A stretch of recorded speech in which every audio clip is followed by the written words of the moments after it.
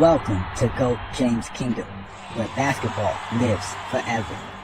Here in GOAT James Kingdom, we attack the GOAT debate head on, where we challenge all Michael Jordan fans and all LeBron detractors to who is the GOAT of basketball. You can catch us every Sunday noon Eastern Time, right here on the GOAT James Kingdom channel, for the GOAT James Kingdom Show with B. Lee and A. Johnny. Also, we go live Friday nights with the Friday Night Exposure with the Exposer, where you catch special shows and content as a GOAT James Kingdom follower and subscriber. Also, check out the GOAT James Kingdom membership, where you can get exclusive content.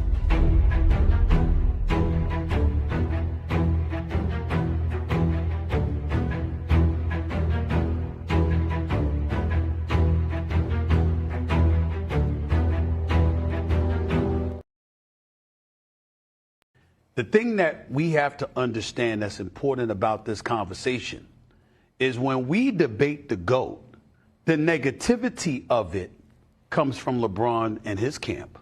Nobody else. Cap. When we say he's number 2 all time, we're appreciating the fact that of the thousands upon thousands of players that have played in the NBA since 1950 rather, okay? LeBron James, there's only one player we look at and we say definitively we think was better. And that was Michael Jordan. Don't nobody want to hear that shit. Nigga. What did I say to Rich Paul one day? You act like that's an insult. Rich Paul's response, it is an insult. Because that is how they have acted when it comes to the GOAT conversation. What's up? Get your man. All right. But come on, let's be fair and clear. Because I really don't give a fuck. Like, I am a god, you dull creature, and I will not be bullied by that.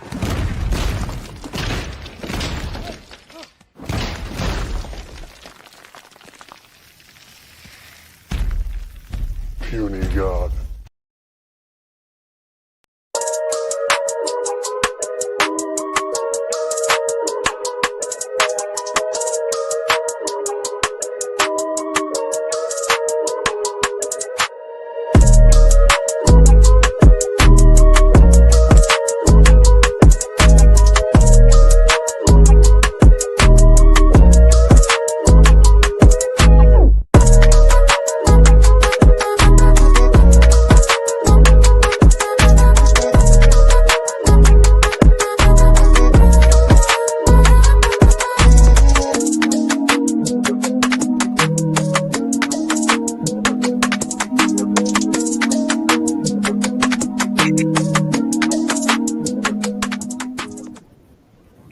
Peace and blessings, y'all. Welcome to the GOAT James Kingdom Show with B. Lee and A. Johnny. As y'all know, we go live every Sunday noon Eastern Time right here on the GOAT James Kingdom channel. So y'all go ahead and hit that like button, hit that subscribe button. Also, check out the GOAT James Kingdom membership as we're going to continue to grow our content and grow our membership. We actually have a new member in the building. Shout out to Joel Roseboro, who became a GOAT James Kingdom member this afternoon.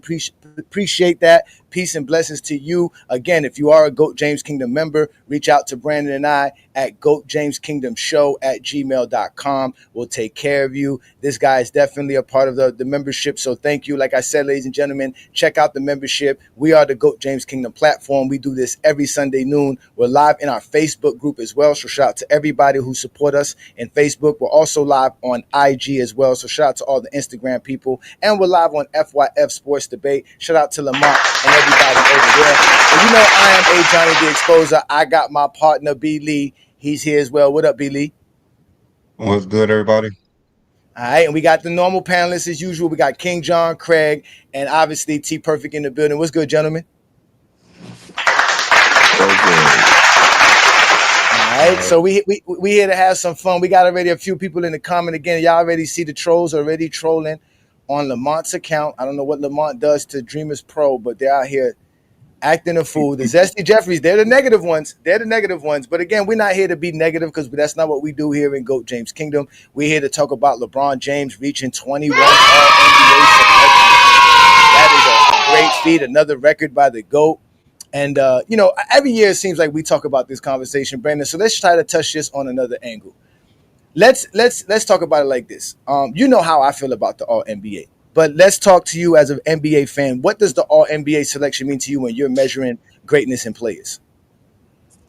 I mean, the All NBA states how good you was that year, basically. So usually, if you're an All NBA first team player, you're a top 5 player in the league. And if All NBA, you're easily a top 15 player in the league. And like no one has been this consistent in NBA history. 40 years old, second team. He was supposed to be first team if he didn't get hurt. But then again, you know how great LeBron James is. It's not just LeBron James, though. It's not just for the sake of LeBron James, to be honest with you. We're going to discuss that even further. We're going to get to that there. So, you know how I feel about the All NBA. So let's get to you, John. As an NBA fan, what does the All NBA selection mean to you, and how do you use it to grade players for their greatness? I think it's one of the best grades you can put up because it puts you among your peers. When you talk about your peers in your era, the All NBA tells that story. Well, your top 15 player this year, for that 1 year was your top 15 player. So even for even debates, if you're telling me this guy was this good, but during his time period, he was never a top 15 player, really, how good was he? You get to answer some of those questions. It tells the story. I believe one of the best ways to tell the story is the All NBA selections. And you got a player for 21 years. It's like during a time period, you cannot tell the story of the NBA without talking about the story of somebody who's been involved with all NBA's 21 straight seasons. And I believe it's one of the best ways to tell a story outside of just the stats. The All NBA is the story because there are players who won't make the. I remember a year I can remember the player, but I'm not going to say the player name. He wasn't an All-Star, but he was an All NBA player. So to me, what it said is that the All-Star selection was based on how you felt about the player. The All NBA selection was this is what the player really was, and I think you can't get out the way of the All NBA selections. And like I said, I think it tells one of the best stories you can. I think it's a part of your resume. It's one of the biggest parts of your resume. Your team can be bad, but if you're great during that time, tells a story. Hey, his team might have been bad, but guess what? He's putting up 30 and 9. He was one of the best players in the league. I mean, that's it. But like I said, I think the All NBA tells a great story of player selection, who he is in his era. I feel you on that one. So, Craig, as a Michael Jordan fan, how do you apply the All NBA selections and the greatness of a player's career in general? Oh, that's an important thing. It's like you said, it's the top. I would say at least top 15, based on the players you playing at the time. So, if you can be the top 15 at anything at any point, it's a good thing. So basically, the amount of players. That's what that league average. 500 players. So be top 15 and 500 players, you're like the top 1 percentile. So facts. Yeah. For 2 decades that's what damn near 4 presidencies. Five, sir. That's 5. See, there you go. Being a Michael Jordan fan can't count. That's 5 presidencies. Well, that'll be 4 presidencies if you count. A president. Man, who's on NBA? LeBron. Go vote 4 years later. As I'm saying, it seems like every year he's breaking the record. Obviously, he has 21. The next best is 15. So for the last 4 or 5 years, we've been saying the same thing. He just keeps breaking the record. He just keeps adding himself to the team. It's definitely a great feat for sure, man. Shout out to all the GOAT James Kingdom members in the building. We see you, Zero, Lamar, Jack, peace and blessings, y'all. We see y'all out here. Don't worry, don't let the Zesty Jeffrey scare you. We out here having fun talking basketball. We got something for you, Zesty Jeffries, very shortly. We see y'all in the comments. Shout out to So Crazy TV. T Perfect, you all right over there, man? Has the sun come up yet? We just barely. Just barely, just barely. Shout out to you, man, for coming here. So obviously, LeBron got yeah, he's on the other side of the globe. He's on again. The GOAT James Kingdom got members everywhere and fans everywhere. We even got a gentleman who's popping in from Greece right now watching us. So shout out to all the GJK fans and supporters, man. We appreciate all the love and support. Let's continue to do this, man. LeBron is the GOAT, and we're gonna continue to show you why LeBron is the GOAT. So, but T Perfect. You was out here talking football yesterday. You guys had a great show yesterday. Y'all make sure to check out the Radar show yesterday. It was great.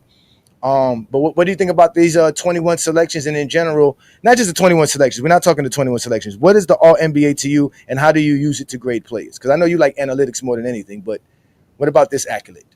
Well, I mean, I think the All NBA is heavy when you rank players in it because it shows consistency, and it's one of the main reasons or main ways you can actually do that because it's easier to I think it's more telling than an MVP because you can readily earn it like you like I said, it's like you're really the top 15 guys, and even if you're not enjoying like a ton of team success, it really speaks to your continued production, your consistency, your excellence. And I mean, LeBron already has the most first team all NBA selections, and then he's just adding to that. Now, I think that really speaks to it's a huge part of the GOAT debate because yeah, you can you have certain people who are great when they're winning it, but when someone has this many, right, and the next closest guy is what 15, so it's just kind of ridiculous after a while. Like you can't really, there's no way you can actually justify the argument in a certain way without ignoring, what the average season is. What four or average length of career is 4 seasons, right? And somebody has 7 more than you, and you're supposed to be the GOAT. So to me, it's just, it's just kind of that's a huge part of ranking players, and that's why a huge part of the reason I think LeBron's the GOAT was because of his unparalleled consistency here. Oh, indeed. I mean, that's you guys. I always get flack, right? Because I don't have Stephen Curry in my top 10. I don't even have him in my top 20. And I've always used the idea that he never had 10 All NBA selections. If you can't dominate the NBA for 10 years, right? Because even if you guys don't want to say it's the top 15 best players, at least you're top 5 in your position or top 3 in your position, right? So either way, it's still a great honor. But if you don't have 10 of those in your career, you really can't be in the top 10. That was always my thing. And the reason I used to always say that was because, I mean, if we really look at the guys who have the most, we know LeBron James has the most of all time, right? But if we look at the guys who have the most in NBA history outside of LeBron James, like we said, Kobe and Kareem Abdul-Jabbar and Duncan all have 15. LeBron James has 6 more All NBA selections than these guys. And you know who has 6 All NBA selections in total for their careers? Carmelo Anthony, Paul George, Joker, Jason Kidd, Kawhi Leonard, Elvin Hayes, Walt Frazier. LeBron James basically has these players' careers over Kareem, Kobe, and Duncan in All NBA selections. And this Curry has 11 now All NBA selections. He just got 11 now. He got. I think he just got 10. No, isn't it just 10 now? Isn't this his 10th one? I think they added it to his. 11. You believe it's 11? I believe it's 11 now. Yeah, it's 11 now. Yeah, because the reason I was going to say that was because if we go to the guys who do have 10, right? Curry is put on there. If he has 11, I thought it was 10 because I thought he had his 9th last year, and I think this one was his 10th. But you might be correct, Brandon. They might have not added it on Basketball Reference because I was just looking it up. No, it's not added yet. Yeah, everyone's not added yet. Yeah. Okay. All right. So, well, hold on. Wait. Let me see. Double check here. But either way, let's just say for now. But either way, add Stephon Curry to that if you guys want to add Stephon Curry on that list. And mind you, the numbers that they're on, the guys who have the most first teams are the guys who are on top. So Kuzi has more first teams than Akeem and Shays and things of that nature, right? Malone has more first teams than Shaq, right? Kobe has more first teams than Kareem and Duncan, right? Jordan has the most first teams out of anybody who has 11. Him and Pettit are tied with 10 first teams for the NBA. But, this idea that the All NBA selection is not being praised is predicated on this stupid idea that that Stephen A. Smith was just trying to say in the intro about how the disrespectful ones or the negative people in the GOAT debate are the LeBron fans, which is false. Because the All NBA, because the All NBA is disregarded for this purpose right here. Because Michael Jordan only has 11. He doesn't even have more than a Dirk Nowitzki. He doesn't have more than Bob Cousy. You see what I'm saying? So to them, they can't recognize the greatness of an All NBA because, in fact, it just makes Jordan look normal in here. So they're the ones who can't handle Jordan being put along other great sides. They want to separate Jordan as if Jordan's some special greatness, and they love to lie and say that Jordan has more a Hall of Fame career over LeBron. Well, if we add these guys, let's take out Curry, you add Bird and Jordan's career, that's how many All NBA selections LeBron has. You add Magic and Jordan, you got to get to LeBron's All NBA selections. You add Jordan and Wilt. That's how dominant LeBron James has been, but that's how disrespectful they are to the actual All NBA selective teams because Jordan couldn't even make an All selective team when he was in Washington. They have a nerve to say, oh, LeBron's making third team. Jordan couldn't even make a third team. Couldn't even make a third team in Washington. He couldn't do it at all. So that shows you right there that he wasn't dominant all those time. He had a good 10-year stretch. LeBron's had a 20-year stretch. And this is why they disrespect the All NBA team. And this is why I always tell people, if you're not up here and these guys here, you can't really be in the top 20 or the top 10. If you want to talk about somebody who should be in your top 10 and top 20. So now that Curry is there, that's why now I have Curry a little bit better. 2-3 years ago when I was doing my stuff, Curry only had 8 All NBA selections. That's not enough. You got to be up here with the big dogs. You got to be up here dominating the NBA for years to come. And that's what LeBron James has been doing. But the Zesty Jeffries, they don't like that. They can't recognize greatness. They're the ones who made the All NBA negative. They got the nerve to be doing it. As a matter of fact, Brandon, we heard what Stephen A. Smith just said, right? He just said that we are the ones, right? We are the negative ones, right? This is the negative ones here, right? Well, let's watch how Stephen A. Smith responds to somebody just being objective about Michael Jordan. All right. So this is just somebody just saying something, not even talking about Michael Jordan's basketball skills. It's just somebody just talking about Michael Jordan and why he's joining NBC. So let's go ahead and play this and let's watch how Stephen A. Smith responds to that. Michael Jordan. Let's get to him. Why are you talking like he's some basketball guru genius? Is he not? Is he not? I'm talking about just talking about analysis. You can't go by all the ownership and all of that stuff because you're purchasing a team in a small market. Okay. Obviously, you got to take finances into consideration. You're trying to make money and stuff like that, and then sometimes that goes awry, which is why he's not really doing that anymore. But that doesn't mean he doesn't know the game. Oh, did he draft Kwame Brown number 1? Yes, he did. Did he draft Cody Zeller number 4? 3. I believe it was 3. I believe it was 3. What about Frank Kaminsky over Devin Booker? That's true. You see what I'm drafted Shea, which was a good draft. Traded him for Miles Bridges. Mm-hmm. Why do I want to listen to Michael Jordan talk about basketball? We know what he did. Yo, you know what? You're not gonna be on this show. We gonna change the subject. You will not disrespect the great Michael Jordan. The man can't even just say, yo, we don't even care what Michael Jordan have to say. He was ready to cut the show off because he didn't want to snap on his nephew. That's hilarious. Is that being negative about Jordan? You cannot. Like, if someone says Jordan is second. Kobe Bryant. So it's a Charlotte thing.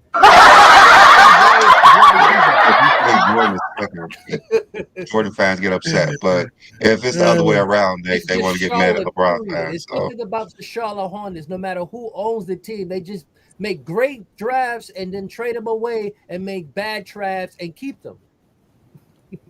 They keep the bad ones. Just bad ownership. It's just bad ownership in there. They don't really know what's going on. Whoever owns that team, they just give it to them because they're not that bright. Jordan was doing the same thing when he was over there in Washington. Yeah. It was no difference then. He was hired. He got fired. He was doing so bad. He got fired. That's different. See, we can't say that about Michael. That's talking negative. Remember, I told you just having LeBron James as the GOAT, he was saying this silliness about we have him number 2. And like I said, most Zesty Jeffries do not have LeBron James number 2 at all. So for him to state that, and they're mad at him. Dreamers Pro or Creepers Pro came out with a video mad because he was saying LeBron James was better than Kobe. And he was like, this guy has to stop it, right? They get upset. You can't praise LeBron James. We cannot recognize LeBron James. Like I said, they are the ones who disrespect all the greatness of NBA players. They're the ones who are the negative ones. They're the ones who are diminishing the all-NBA selections. They're the ones who are diminishing the all-time scoring record. They're the ones who are diminishing making the finals. All of this stuff just for the sake of Michael Jordan, just to keep propping up Michael Jordan, right? And it's not just Stephen A. Smith. Because, obviously we know Josh is the best, man. Shout out to Stephen A. Smith, nephew. That guy is hilarious. Let's let him continue to show you guys how it's not. This is a basketball fan. All this guy cares about is his Knicks. He don't give a damn about the GOAT debate. But because he don't got Michael Jordan as the GOAT, he got to deal with people doing stuff like this to him.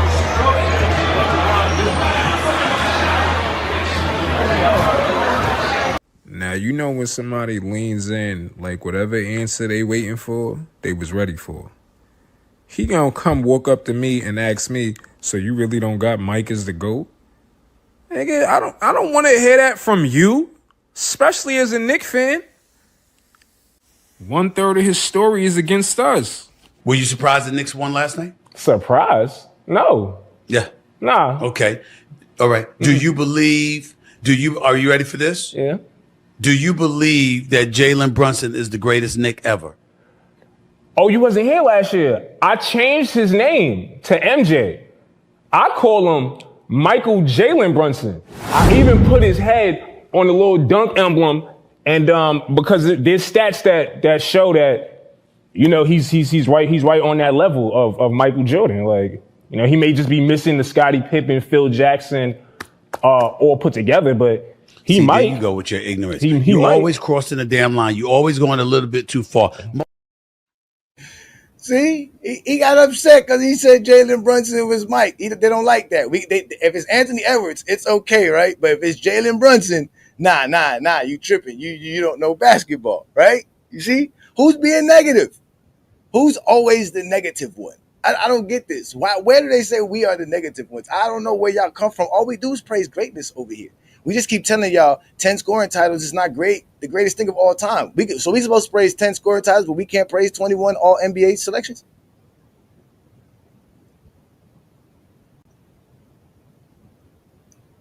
It don't make no sense. Scoring titles mean you're the best scorer of all time. If you win a scoring title, I guess Shea is up there for one of the best scorers of all time. Oh, but you know what though? Yeah, but you know what though? Maybe I'm tripping. Maybe because I'm A. Johnny the Exposer. Maybe because I run a platform with my partner, right? And we called GOAT James Kingdom. We're just biased. We just want to pick and make fun of Stephen A. Smith. Let's see if Stephen A. Smith appreciates greatness and defends all great players like he's defended Michael Jordan. So let's start here again with another conversation he has with his nephew. Go on there, and I wanted all of y'all to put together like a starting five of players, minus the accomplishments, just about how nice a player is. And when I say nice, we from New York, so nice is different. Stephon Marbury, Kenny Anderson, just nice. 5, and don't put Earl of Pearl Monroe in there. Just nice? Yeah. Are you talking one-on-one? No. It comes in the lines of an NBA player. Like I said, when I name nice, I'm talking Kevin Durant, who's not in the GOAT conversation, but if you want to talk about the nicest players that you've ever seen play, he's in the top 5. I don't disagree with that. I think that Kevin Durant is maybe the greatest scorer we've ever seen. Right. So he's a professional scorer. He's something special to behold. I don't have a problem with that. Would you put him ahead of Kobe? I would. They in the top 5. Kevin Durant to be my. Okay. All right. Would you put LeBron in the top 5? Nah. You wouldn't put LeBron in the top 5? Nah. I'm doing it position. Kevin Durant is the nicest small forward I've ever seen. So you'd put Kevin Durant ahead of LeBron? As far as being nice? Yeah. You'd put Kobe Bryant in top 5? Okay. So he didn't have no pushback on that. There was no disrespect. He didn't feel no disrespect when this man said, I'm taking Kevin Durant over LeBron James in his starting 5. Now, this is not a top 5 of all time for him. This is his starting 5. So to him, like he said, being nice, he going to take Kevin Durant over LeBron James, right? Brandon and I don't feel offense to that. King John don't feel no offense to that, right? Obviously, Stephen A. Smith don't feel no offense to that because he went straight to Kobe. He was like, "So you have Kobe in here, right? Let's see how it goes on." Remember, the one man's name is never mentioned. Let's see who mentions his name and watch how he responds when his nephew tells him how he feels about Sir Michael Jeffrey Jordan. So where would you put Jordan? He's nice like that. That's the resume talking right there, the 6 for 6 and stuff like that. If we seen him playing in the park, we picking Kobe. I'm not with the Jordan stuff, and you know that. Josh, there's nobody that would pick Michael Jordan. If they saw Michael Jordan, there's nobody that would pick Michael Jordan that would pick anybody ahead of Michael Jordan. Yes, if we just talking skills, not the 6 for 6 in the finals. If you saw Michael Jordan, I seen him. You would not pick anybody ahead of Michael Jordan. Telling me my opinion. Yo, man, so you gonna tell me my opinion? Like, you really see what I'm saying? Who's the negative fan base? Mind y'all, Stephen A. Smith or Stephen A. Sunken Place, like my man Blue Boat would say, is not only a client of the Zesty Jeffrey Coalition, he's the damn president.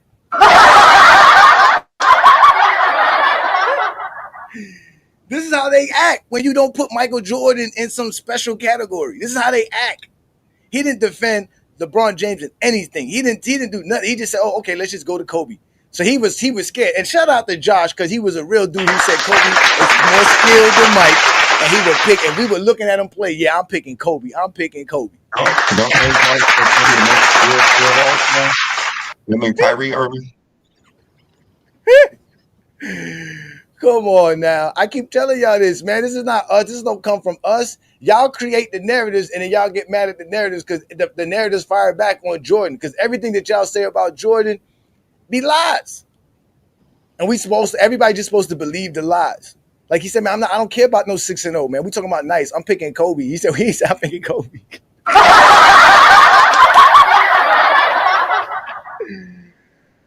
So, I mean, Craig, you face a lot of negative LeBron fans. I know you do because you always be sending us stuff because they be messing with you all the time, right? But let's be real, bro. Some of these guys, man, these Jordan fans, man, they really give y'all a bad name, brother. I think I always say I sleep well at night, man. You can't be. It's just weird, yo. Like they just make it so. And talk about somebody you hate so much, like that's weird. That's a great point. That's a great point because they always bring up Nick Wright and Shannon Sharp. Nick Wright and Shannon Sharp never really talk bad about Michael Jordan. Oh, Shannon definitely don't. Nick Wright do. Nick Wright. He said Nick Wright. He said Nick Wright's in the GOAT. Yeah, he's a general. He's in the GOAT debate. He don't play no games. Nick Wright is doing what he's supposed to do. Nick Wright is doing exactly what he's supposed to do. He understands the GOAT debate. Yeah. He understands the GOAT debate. They say negative things about LeBron, so he say negative things about Jordan. Everybody get mad. He's negative about Jordan. I tell you what though, I would rather have Nick Wright on my side than Stephen A. Smith for sure. And in reality, if you want to compare the most outrageous LeBron fan to the most outrageous Jordan fan, nobody tops Skip Bayless. We put Skip Bayless in his own category. He's like Hitler. Nobody even touches him. They just leave him over there on his own. That's how he is. I listen, like I said, we don't hate on nobody. We think Jordan's great. I got him 5th. Brandon got him 2nd. No, or 3rd now. 3rd? Did you move him 3rd? You moved him 3rd. See, look, he got him 3rd. Mm-hmm. Travis got him 2nd. What you got him, John? John got him 2nd. You know what I'm saying? There's no disrespect there. We say, like he said, out of all the thousands of players that played in the league, I got him 5th. Why are you gonna be upset? I have him 3rd because of Craig. Craig helped me see the light. He helped me see the light. I'm like, oh, well, that means Kareem must be better than Jordan. I said that's why I said in order to be better, you had to play great. You had to be consistent. I tell you that much. You had to consistency is the key to being better. Yeah. Who was more consistent, Kareem or Jordan? Kareem. That's why I said that's Kareem. He played longer, so he was That's consistent. why he got. longer. That's why But Kareem's number just 2 now. That's why playing Kareem's number longer 2. do not make you more consistent. I But don't go by consistency as much as y'all do, because it's not as much as what you did. You know how long you did something. It's about what you did. For me, but to be honest, is Kareem more consistent than Michael Jordan? I played in the NBA. Yes, he is.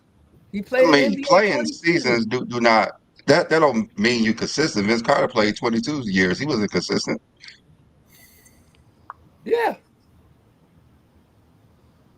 Now I don't know about that. 15 years is more consistent than 11.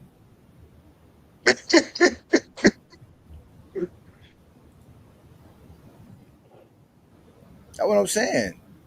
Like Michael Jordan got the same amount of All NBAs as Bill Russell, the same amount of MVPs as Bill Russell. He got less championships as Bill Russell. That's why Bill Russell number 4, Michael Jordan number 5. And Bill Russell did this in 13 years. It took Jordan 15 years to get to this. Now, Well, it not took him really, but 13 years too to get all that. yeah, I know. NBA. Yeah, you're right. It did. You're right. It took him 13 years. My bad. I took that shot. But still, you listen. These are the greatest players to ever play the game. So to diminish the All NBA selections is crazy. It's crazy. And like I said, if you're doing it for 10 years plus, if you are, look at the names. These are like what 27, 28 players that I'm naming. These are the top of the class. Now, Rick Barry and Dr. J, we're including their All ABA selections as well in this. I mean, they want to talk crap. Ain't Hondo 8-0? So is Hondo's 8-0 and has 11 All NBA selection. And mind y'all, the All NBA selection is the oldest NBA honor in NBA history. That in the All-Star game.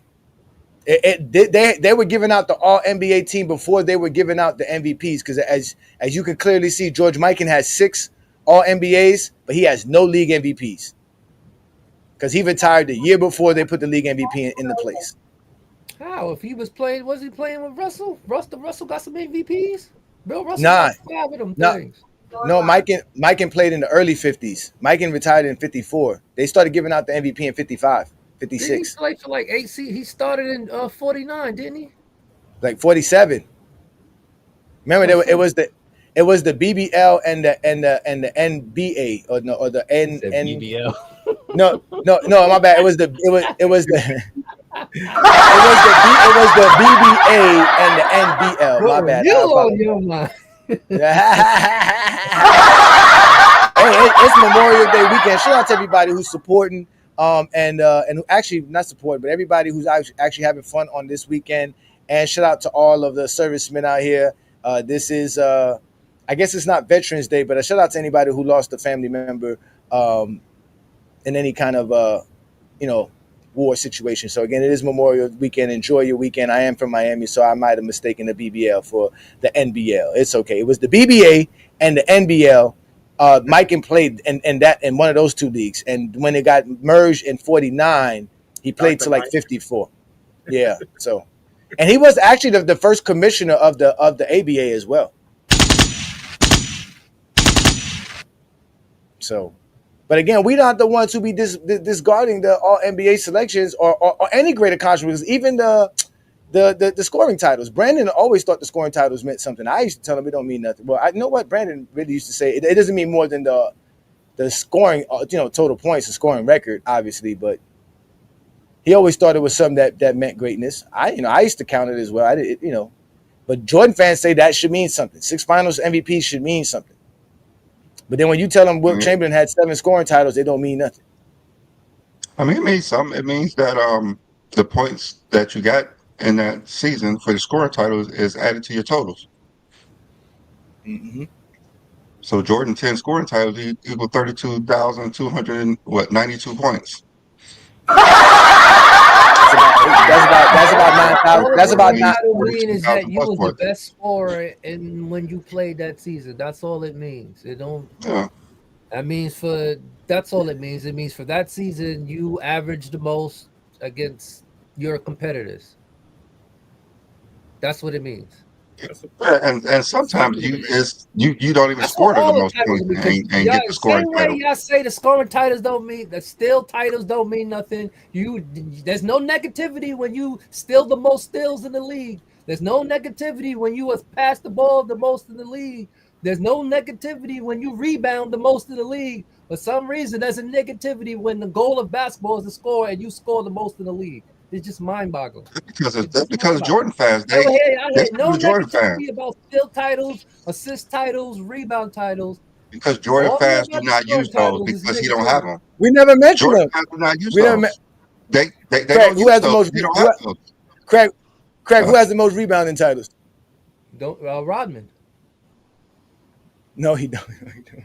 Who has the most assist titles? It'd be Stockton. Okay, you right there. Okay, who has the most steals titles? Nope, wrong there. Chris Paul. Chris Paul, yeah, you right. Chris Paul has the most. Okay, who has the most block? Who has the most block titles? It's between Hakeem and Dikembe. Nah, it's Kareem and Dikembe. But the guy with the most rebounding titles is Wilt Chamberlain with 11, which is more than 10. Am I right, Brandon? 11 is more than 10, right? Yeah. Okay, I just want to make sure. Yeah. I don't know because 6 and is more than and 11. in 14 years, and 14 years. Will got 11 rebounding titles in 14 years. But that scoring title is better than rebound titles, though. Yeah, we never compared about scoring titles and rebounding titles. I mean, scoring titles are so good it's worth more than the all-time scoring record. No, not you, Craig, because you know what? There's a bunch of Zesty Jeffries right in our Instagram. They be messing with us, right?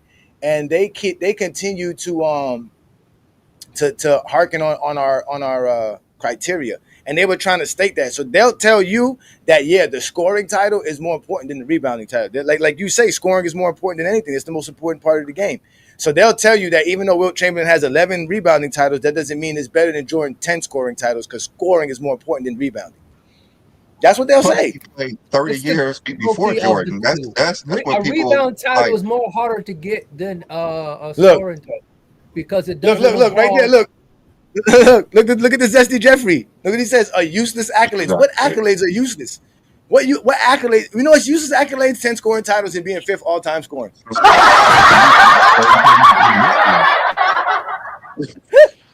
Is that cheese on TikTok? Yeah, that's Omar. That's Omar. Shout out to Omar, who is actually he is the messenger of the GJK City Girl Groupie Posse. Shout out to you, Omar. Peace and blessings, brother. Happy Memorial Weekend. Enjoy the weekend, my brother, as you guys are really trying hard. I mean, pause. Really desperate. Let's bring up a GJK member. Shout out to Jason Jackson, who's in the building. LeBron with 21 All-NBAs is longevity, but Jordan having 10 scoring titles without having the top scoring seasons isn't longevity. I keep telling you, it took Jordan 13 seasons to get 10 All-NBA, 10 scoring titles, but that's not longevity. That's just Jordan being great. Shout out to you, Jason Jackson. That's what's up. After 4 years is longevity. Anything past 4 years. I think it started after 15, right? I think it starts after 15 years. Anything above average, anything that's longevity. Anything above average is considered longevity. All right, so let's do this, gentlemen. Let's do this because you see, Brandon and I are fair guys, right? Brandon, you're a fair gentleman, right? Brandon, we're fair, right? Brandon, what's your sign? Brandon, your birthday just passed. You're a Taurus, right? Yeah. See, that's why Brandon and I really get along, right? Because Taurus and Geminis, right? We really, and you are May Taurus, right? No, you're April Taurus. Mm-hmm. Yeah, Taurus means fairness. Yeah, Taurus means fairness. And a Gemini is a dual side, so we're balanced. So Brandon and I are completely fair. So let's see how insignificant this All-NBA award is, right? So let's go look at the guys who made the All-NBA first team. Is it really insignificant to say that these are the top 5 best players in today's NBA? I mean, it's close. Right? I know some No, people say no. some people don't think Donovan Mitchell. Some people think Yeah. Donovan They had Mitchell to should put be on. a team that won. They had to put But somebody with. but he was a top they had 5 player this year. some wins. They had to put somebody on that team winning. That's what I'm saying, right, He was Brandon? a top player You're this not year. going to argue. He was one of the best players this year, even though this is not one of his Yeah. best years. But obviously, the way he played, it helped his team, generate a lot. He was the leader The of the best Cavs. team play he had was this year. All right, He is yeah, correct. exactly. We know. Joker, SGA, and Giannis all had historical seasons. We know that for a fact, and we know Jason Tatum is always doing what Jason Tatum does. So, Yeah. how is it insignificant to recognize these guys as the basically the face of what the best players or the elite players of 2025 represent? If I told you 2025 was a great season and these are the players, and you went to go look at their stats, is it insignificant? Wouldn't it give you an understanding of how great the NBA season is and how great these players are? Shaw just missed the cut of making all team first. He would have had a Jordan-like season. Right? But all right, so let's go to the second team. Now, mind you, it's positionless. Before it used to be by position, it's positionless now. That's why now you don't see you still got a 4 here. This is kind of shooting guard. You got a point guard, shooting guard. I think Jason Tatum's really a power forward, but you can make him a small forward. He's a combo forward. You got Giannis's power forward, and you got Joker at center. Then let's go to the second team. So you're going to sit here and tell me there's something wrong with this, recognizing these guys? Right? Anthony Edwards, Jalen Brunson, Stephen Curry, LeBron James, Evan Mobley. These are ballers. I wouldn't take nobody out the second team. I mean, it's one person I'd take out, but that's only because I believe. Talking about Steph? LeBron. See? Travis ain't say one word in 30 minutes, and the one word he bring up was LeBron. It's positionless. Remember, back in the day, you had centers competing with each other, so they couldn't make all NBA because they had to choose a center based on the position, not by what they did.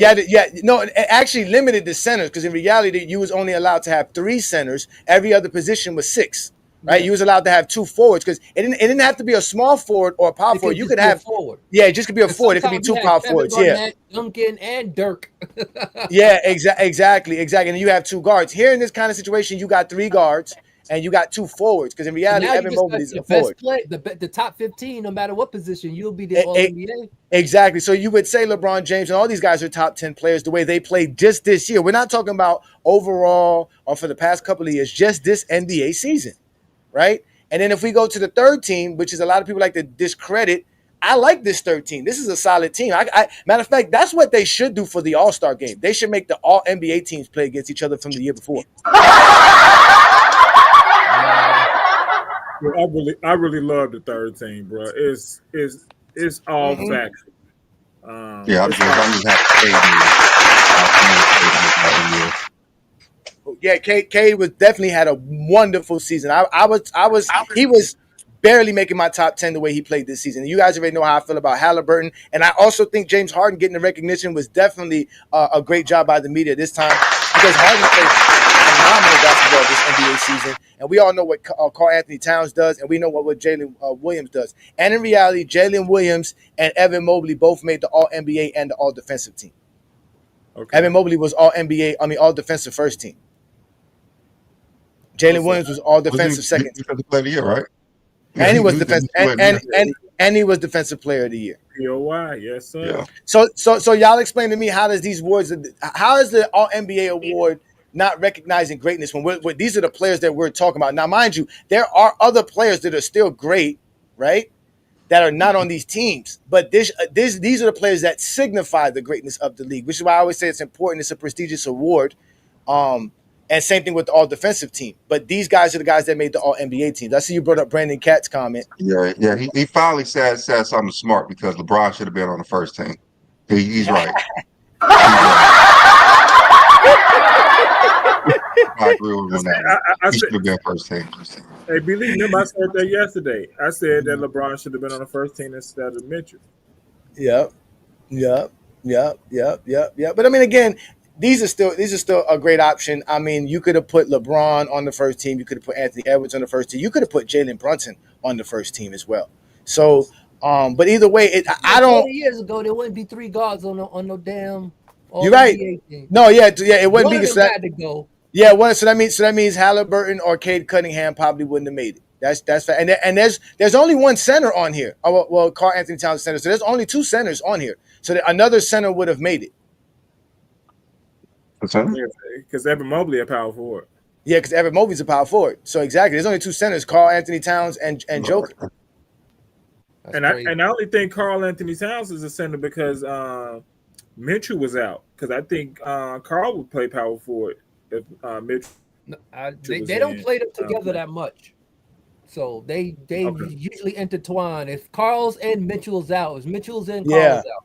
And Mitchell's been out for the whole season. They really don't have a center. They've been using Precious Achiuwa a lot as a backup center, and Karl's been the center. That's why Hart starts, because they really don't have a deep lineup. Only 4 guards and freaking Karl Anthony Towns.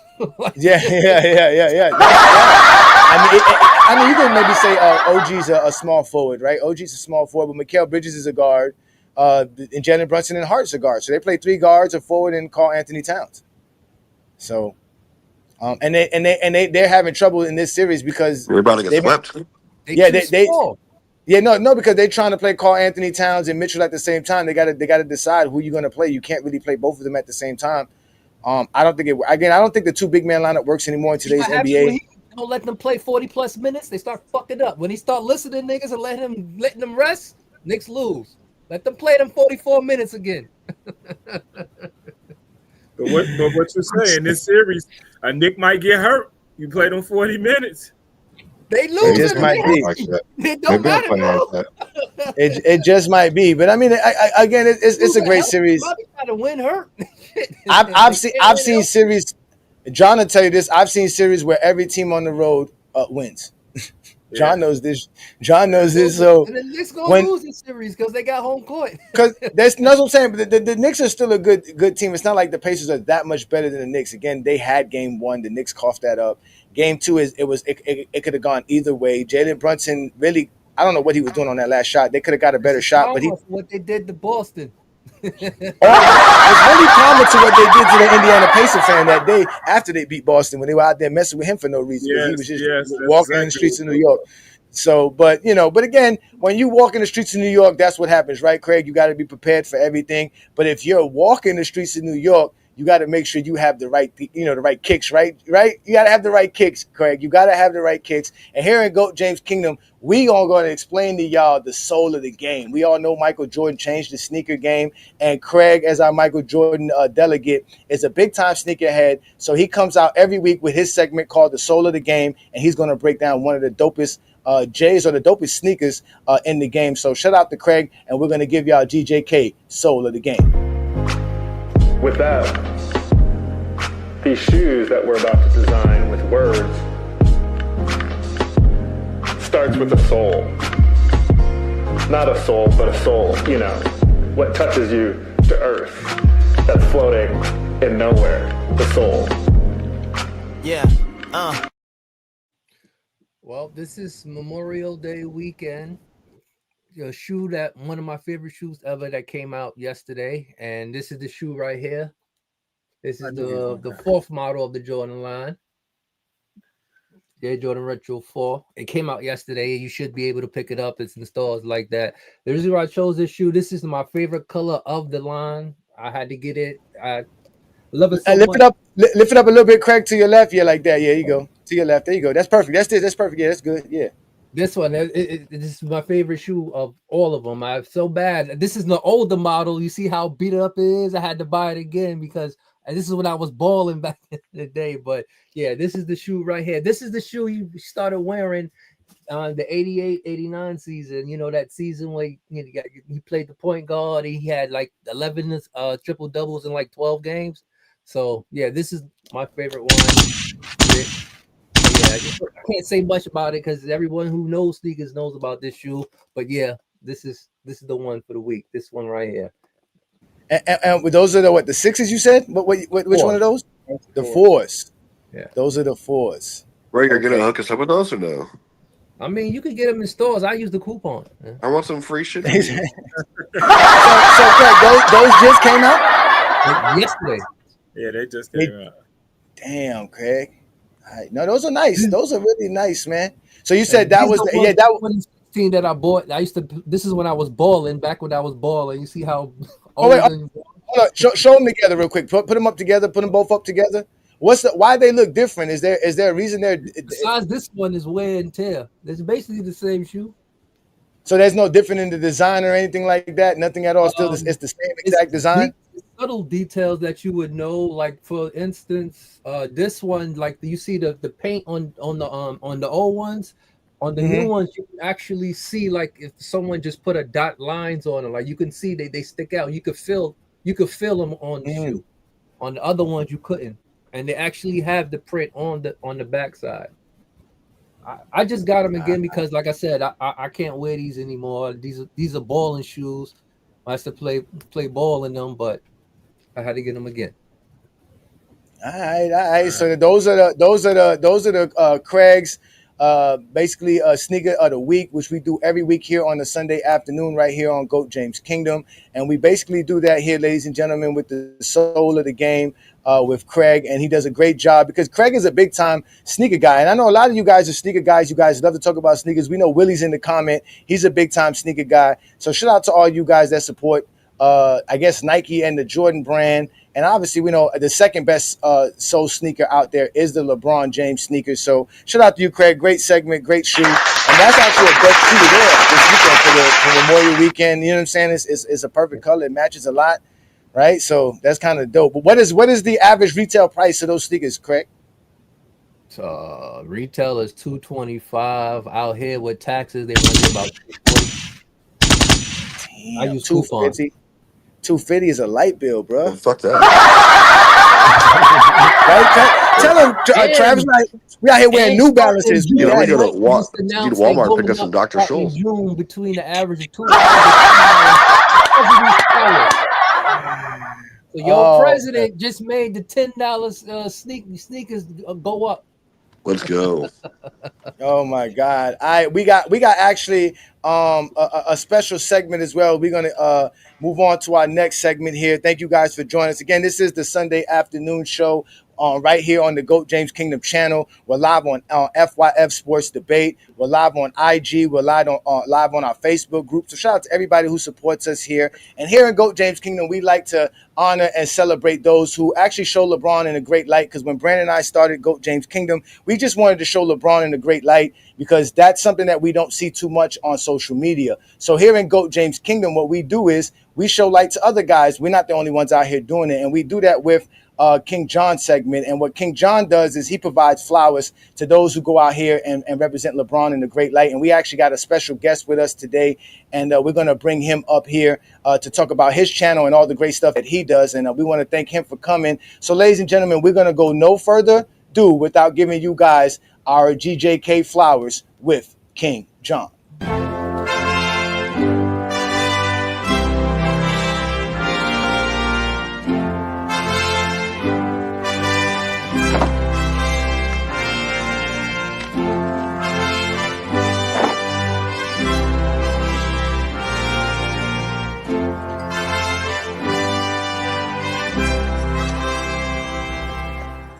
Rosebetters! You know the difference between LeBron James and Michael Jordan legacy is we had the chance to see LeBron James' full legacy. We watched him on ESPN as a junior. Michael Jordan, we didn't really see him until the late 80s. People always in the comments saying, oh, I seen him in the 80s. How? The NBA didn't have mass media deals back then. NBA on NBC didn't happen until 1990. By the time NBA was on NBC, Michael Jordan has evolved. Michael Jordan already went through his losses. He already went through his ups and downs. So the only Michael Jordan we really know as a whole is the evolved Michael Jordan. We look at LeBron James and we see the junior in high school. We see his first 3-4 years in the NBA. We've seen his ups and downs. We've seen his challenge, struggle. All the stuff that we missed from Michael Jordan, we've seen in LeBron. And that's the difference in their legacy.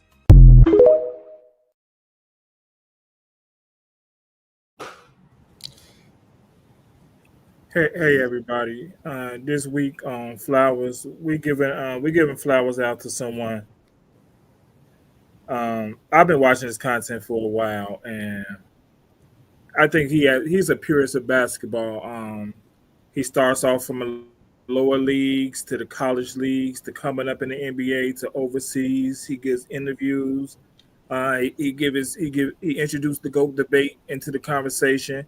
I love listening to people who talk about basketball, who break down basketball. It's just nice to listen to. It's not about a narrative. It's about understanding basketball and listening to somebody else who knows how to talk basketball. Like I said, he's given his idea on the GOAT debate, talked about it. He could tell you for himself today who he has as the GOAT. I want people to. The name of his Instagram is Score Society. He got a Instagram and YouTube page. I need people to check him out. His name is Sean Amos. I think he has great content. I mean, Brandon and Johnny allow me to do things like this. I really do appreciate it because it lets me highlight some of the stuff I watch. And he's one of the guys I watch. And I wanted to bring him on. I had reached out to him and see would he come on. He said yes. And before I could even do it, I reached out to Johnny to make sure everything is cool so he can reach out to him. And I want people to listen to him because I think he has great content. I need people to look out for him. I want people to subscribe to him.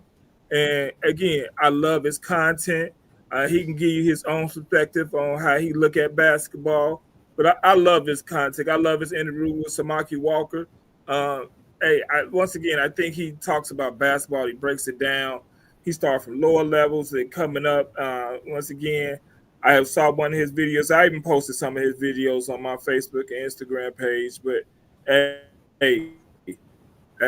he go right here. He can tell you. He can explain everything to y'all right now.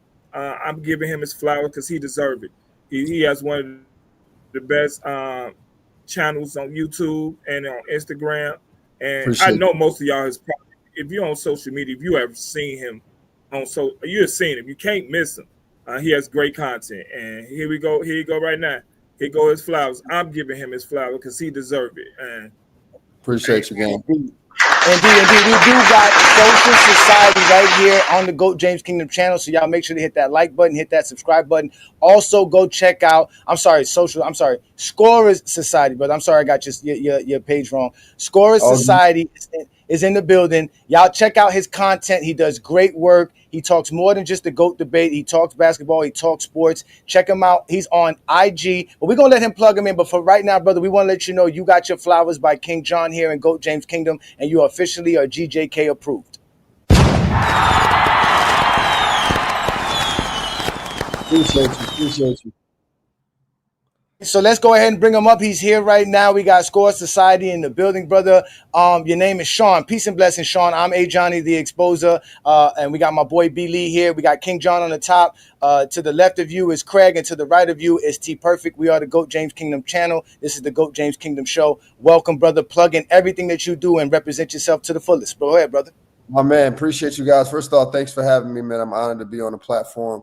Much love. Like you guys said, Score Society is a brand that I've been developing for the last 4 or 5 years. It started out with, I just wanted to tell the underdog story. I believe that a lot of us are underdogs, if we want to admit it or not. So I started reaching out to guys who played in the NBA, played in college, and who had challenges getting to their goal, so that with the hope that it inspire and motivate people on and off the court.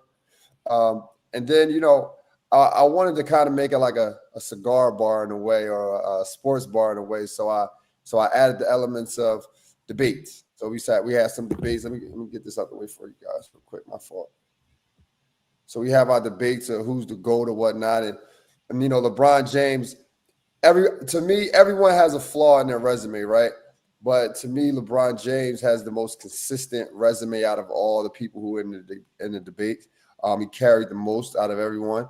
So, a lot of people levitate towards that. A lot of people want to prove me wrong. A lot of people want to say that I'm young. I don't know what I'm talking about, but I'm almost 40. So I definitely watched Michael Jordan, Kobe, LeBron. And LeBron, he definitely the guy when it comes to that debate. And that's what the brand is really about. We got merch and all that good stuff as well at scoresociety.com.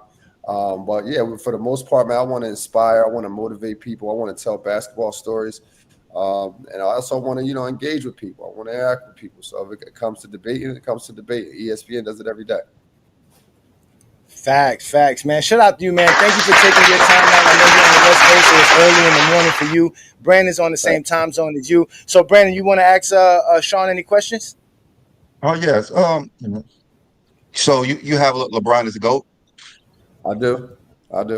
Why you have LeBron as a GOAT?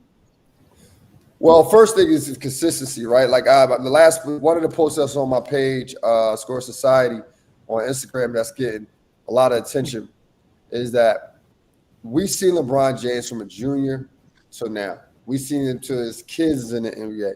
There's no one we can really say that about, just because of the access to TV that we have versus now, right? So a guy being that consistent, that's hard to do. That's hard to average over 25 points a game for over 20 years. It's hard to go to every team you go to, whether they win or losing. You come to them and you win a championship for them. There's not a lot of players who can do that. Not a lot of players can say that. So I got to give him the GOAT stamp because of that. I watched Michael Jordan's. I watched his career. And it was a great career. Don't get me wrong, it was a great career. But I watched who he played against, right? Like if he played in an era where Mark Jackson was the starting point guard. Mark Jackson didn't shoot any jump shots. He didn't have anyone to necessarily go against. Kobe Bryant, great player as well, but for the first 8 years, he was in the wings of Shaquille O'Neal. So LeBron James' story was I came from high school and taking grown men to the finals within 3 years. So I gotta give him a GOAT on that. Shout out to those fans who say Kobe is above LeBron? I say Kobe above LeBron. No, yeah. What do you say to those fans who say Kobe is above LeBron? They tripping. They tripping. They smooth. I mean, listen. I say when people say like Kobe better than LeBron, like first off, you gotta look at the record. He's 60. LeBron's 16-6. He got that record. When it comes to points per game in them games, he averaged more than Kobe. When people say Kobe's better, I just feel like okay, you may say his game is a little smoother or his shot is more the mechanics of the shot is a little better or something. But you're not saying he's a better player. Like LeBron had to carry more. LeBron was asked to come in and score, rebound, and pass. Kobe had one job, and for the most part of his career, he missed on a lot of those too. Okay. Last one I got for you. What do you say to those fans when they say LeBron can't be the GOAT because of his losing record in the finals? I mean, would you rather someone losing in the finals or losing in the season? I mean, you got Kobe Bryant for 13 years. I mean, he went to out of 20 years in the NBA, 13 of them years he wasn't even close to the finals. The same thing with Jordan as well. 15 years in the NBA, he got 6. So majority of the times he wasn't even close to the finals. I'd rather root for someone who I know least trying, right? And then another thing is people want LeBron James to win regardless. At Game 7 against the Spurs, Chris Bosh had 0 points. Michael Jordan never had to worry about Scottie Pippen scoring 0 points. Kevin Love and Kyrie Irving was out the last for that final series against the Warriors. LeBron James averaged 35 points a game, 36, something close to that. They want him to win no matter what, and he's the only one being held to GOAT standard. So,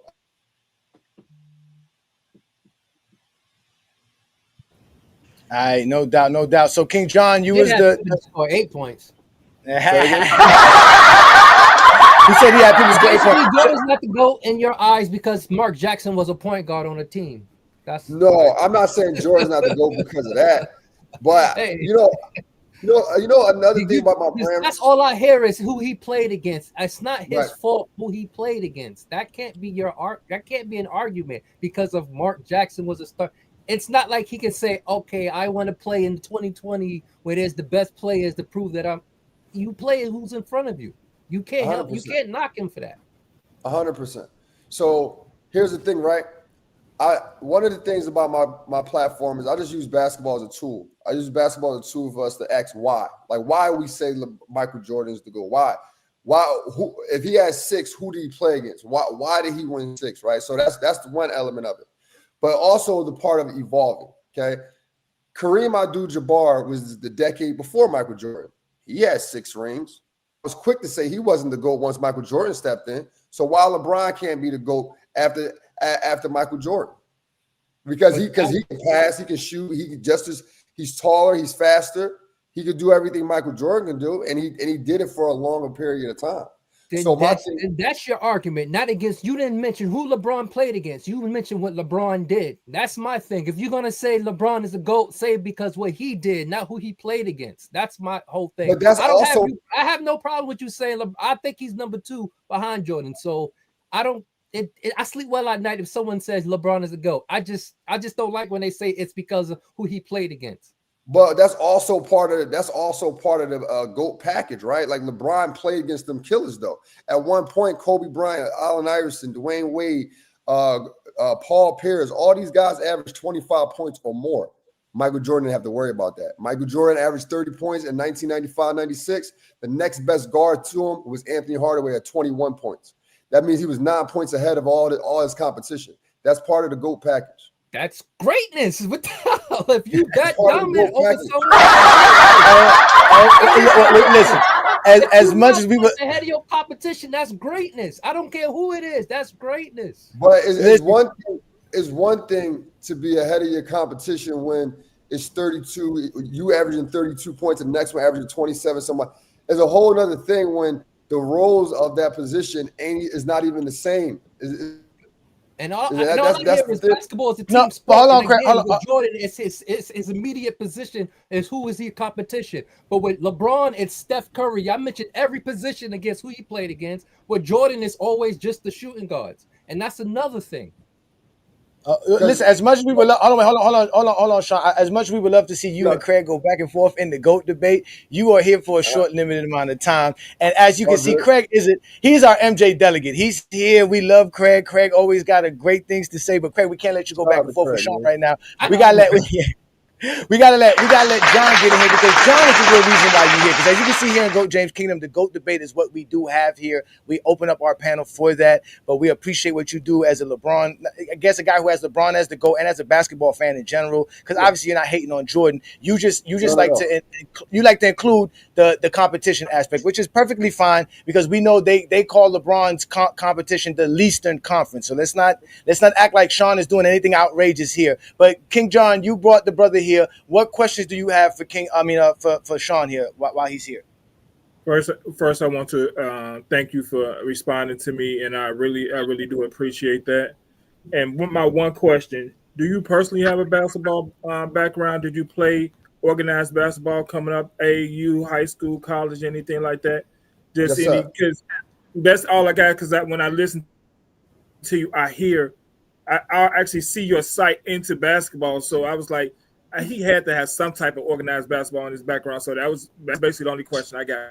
Yeah, so I played at the collegiate level. I played at a Division II school. I was highly recruited by a lot of mid-major Division I's, but I broke an NCAA rule that disqualified me for Division I opportunities. So I played Division II. I've also been coaching for 20 years. I've coached. I coached at every level but the professional level. I have my own basketball program. I had my own basketball program for the last 12 years.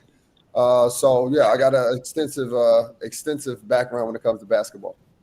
Hey, bro, you could tell in your conversation, the way you interview, the way you speak, you see basketball differently than a lot of people. So that's all I had to ask. 'Cause I mean, I really understand when you say certain things. So that was the only question I had to ask. I appreciate that, bro. I got a question before you go.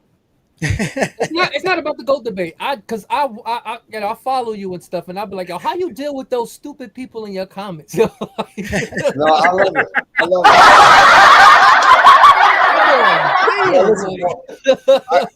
I grew up in Philly, man. I grew up in Philly, born and raised, man. And all we used to do after we played basketball is talk shit. You know what I'm saying? So I don't mind it. That's how it was. When I'm from New York. So that's how we was in New York. You already know. In your comments, be saying some off the wall stuff, bro. You know what I mean? But I got tough skin. I'm not really great takes, Sean. Overall, by the way, great takes.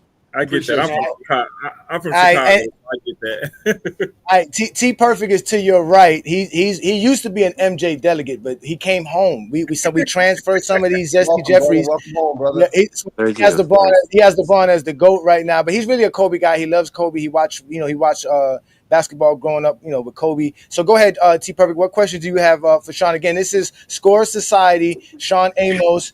Go check him out on all platforms, ladies and gentlemen. He's here giving us a special time this afternoon, actually this morning for him, and he's here to talk to us. And we'll get your question. And go ahead, T Perfect. What's your question? No real questions. I mean, they already covered it. John had some great questions. So, Craig, I just wanted to give you a shout out to you, man, because it's so like what I find is refreshing and is like I like how John finds these people, these creators, and more than that, like obviously you come from a place of knowledge and you're able to articulate that, which is super refreshing, especially when someone's debating something. Like you I mean, I'm sure that you can believe me when I say that we get all sorts up here, man. Like all sorts of craziness, just people who can't debate or they're biased, and you have a great way of coming at it, and for me that's the biggest thing. No matter what the topic, no matter what your position is, whoever you have as your top five, I don't care as long as you can present it in a way that makes sense, and that's you for what we can tell. So get on, keep on going, and Matt, props to you, man. Thank you, bro. I appreciate that.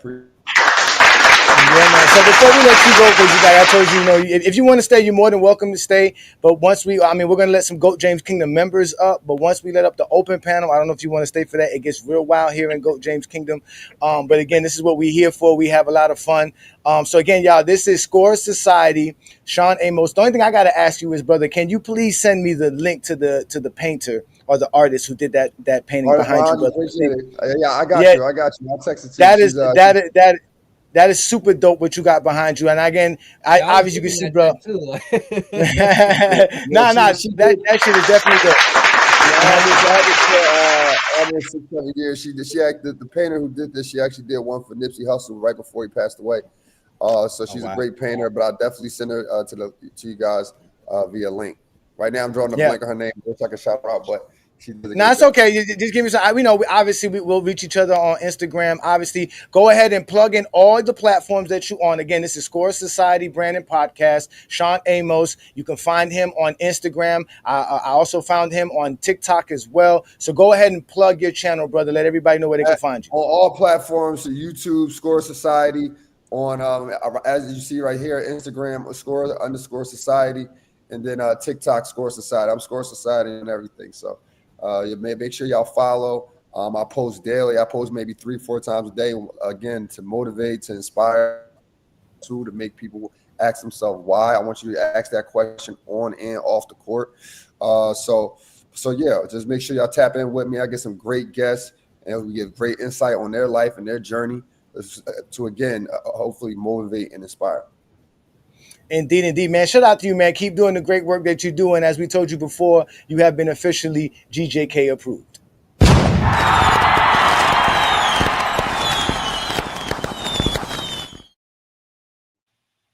That, ladies and gentlemen, we're also going to give you a little bit of the content that he does here. So shout out to you, Sean. If you can stay, you can leave whenever you want to, but you can stay. But we're going to play your content so people can see the type of stuff that you do. The difference between LeBron James and Michael Jordan legacy is we had the chance to see LeBron James' full legacy. We watched him on ESPN as a junior. Michael Jordan, we didn't really see him until the late 80s. People always in the comments saying, oh, I seen him in the 80s. How? The NBA didn't have mass media deals back then. NBA on NBC didn't happen until 1990. By the time NBA was on NBC, Michael Jordan has evolved. Michael Jordan already went through his losses. He already went through his ups and downs. So the only Michael Jordan we really know as a whole is the evolved Michael Jordan. We look at LeBron James and we see the junior in high school. We see his first 3-4 years in the NBA. We've seen his ups and downs. We've seen his challenge, struggle. All the stuff that we missed from Michael Jordan, we've seen in LeBron. And that's the difference in their legacy.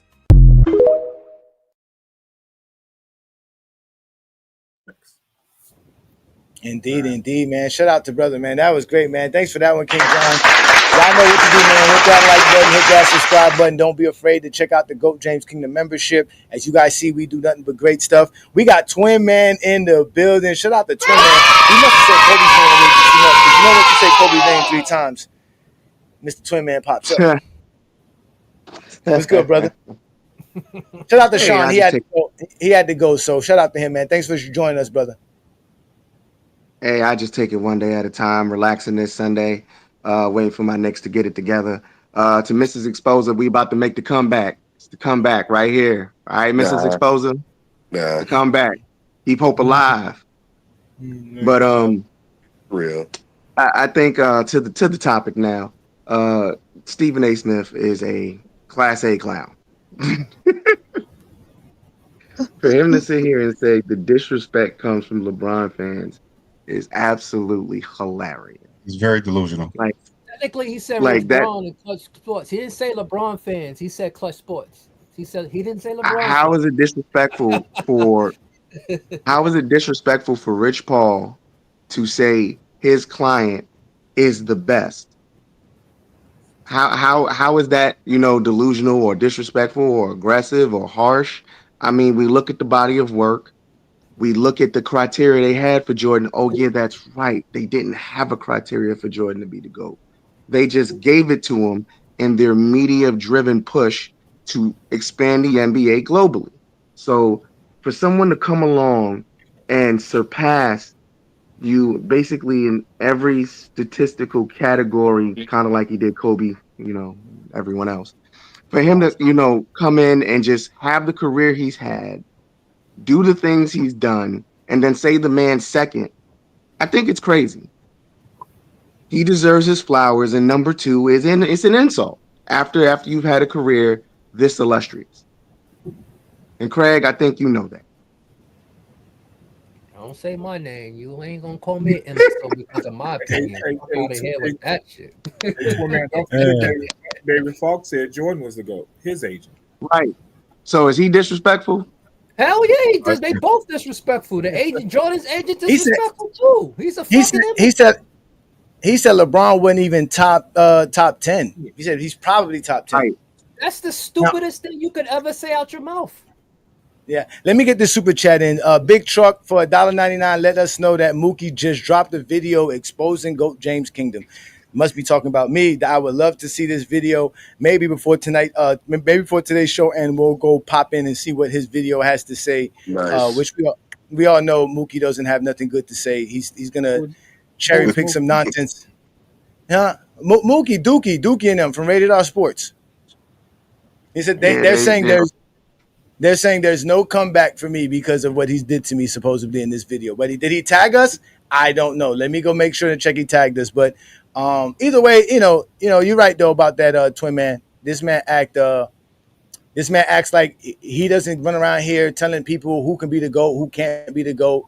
So Right. that's the problem we have with them. They think that they can take the title to have a GOAT and defend who they have as the GOAT. Anybody that you have as the GOAT outside of Michael Jordan, they will viciously attack you.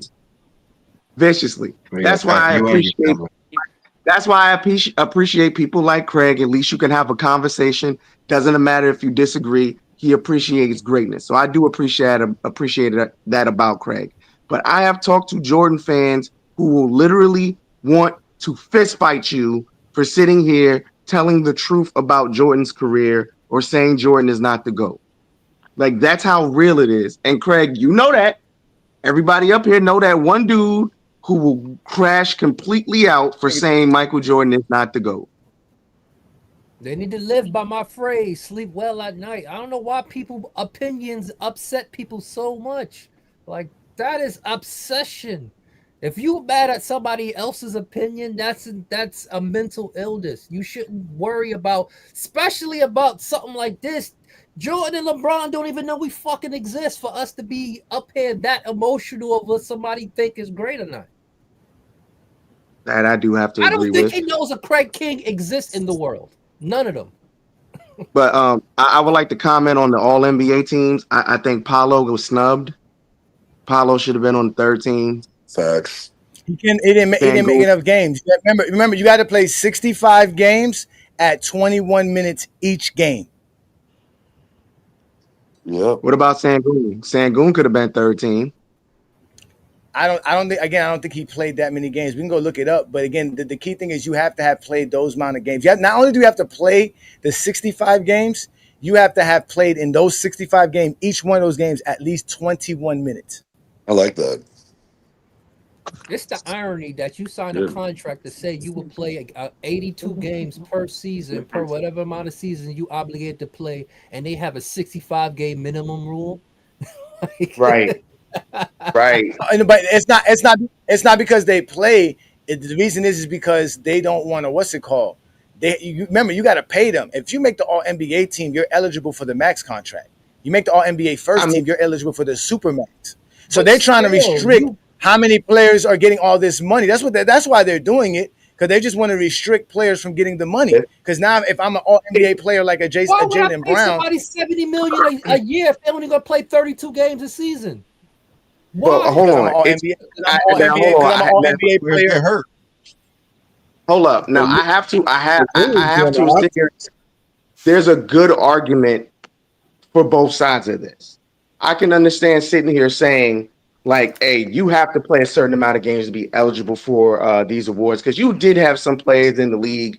I'm sorry, like Joel Embiid, he's consistently hurt, but his name is always in the running for a lot of these awards.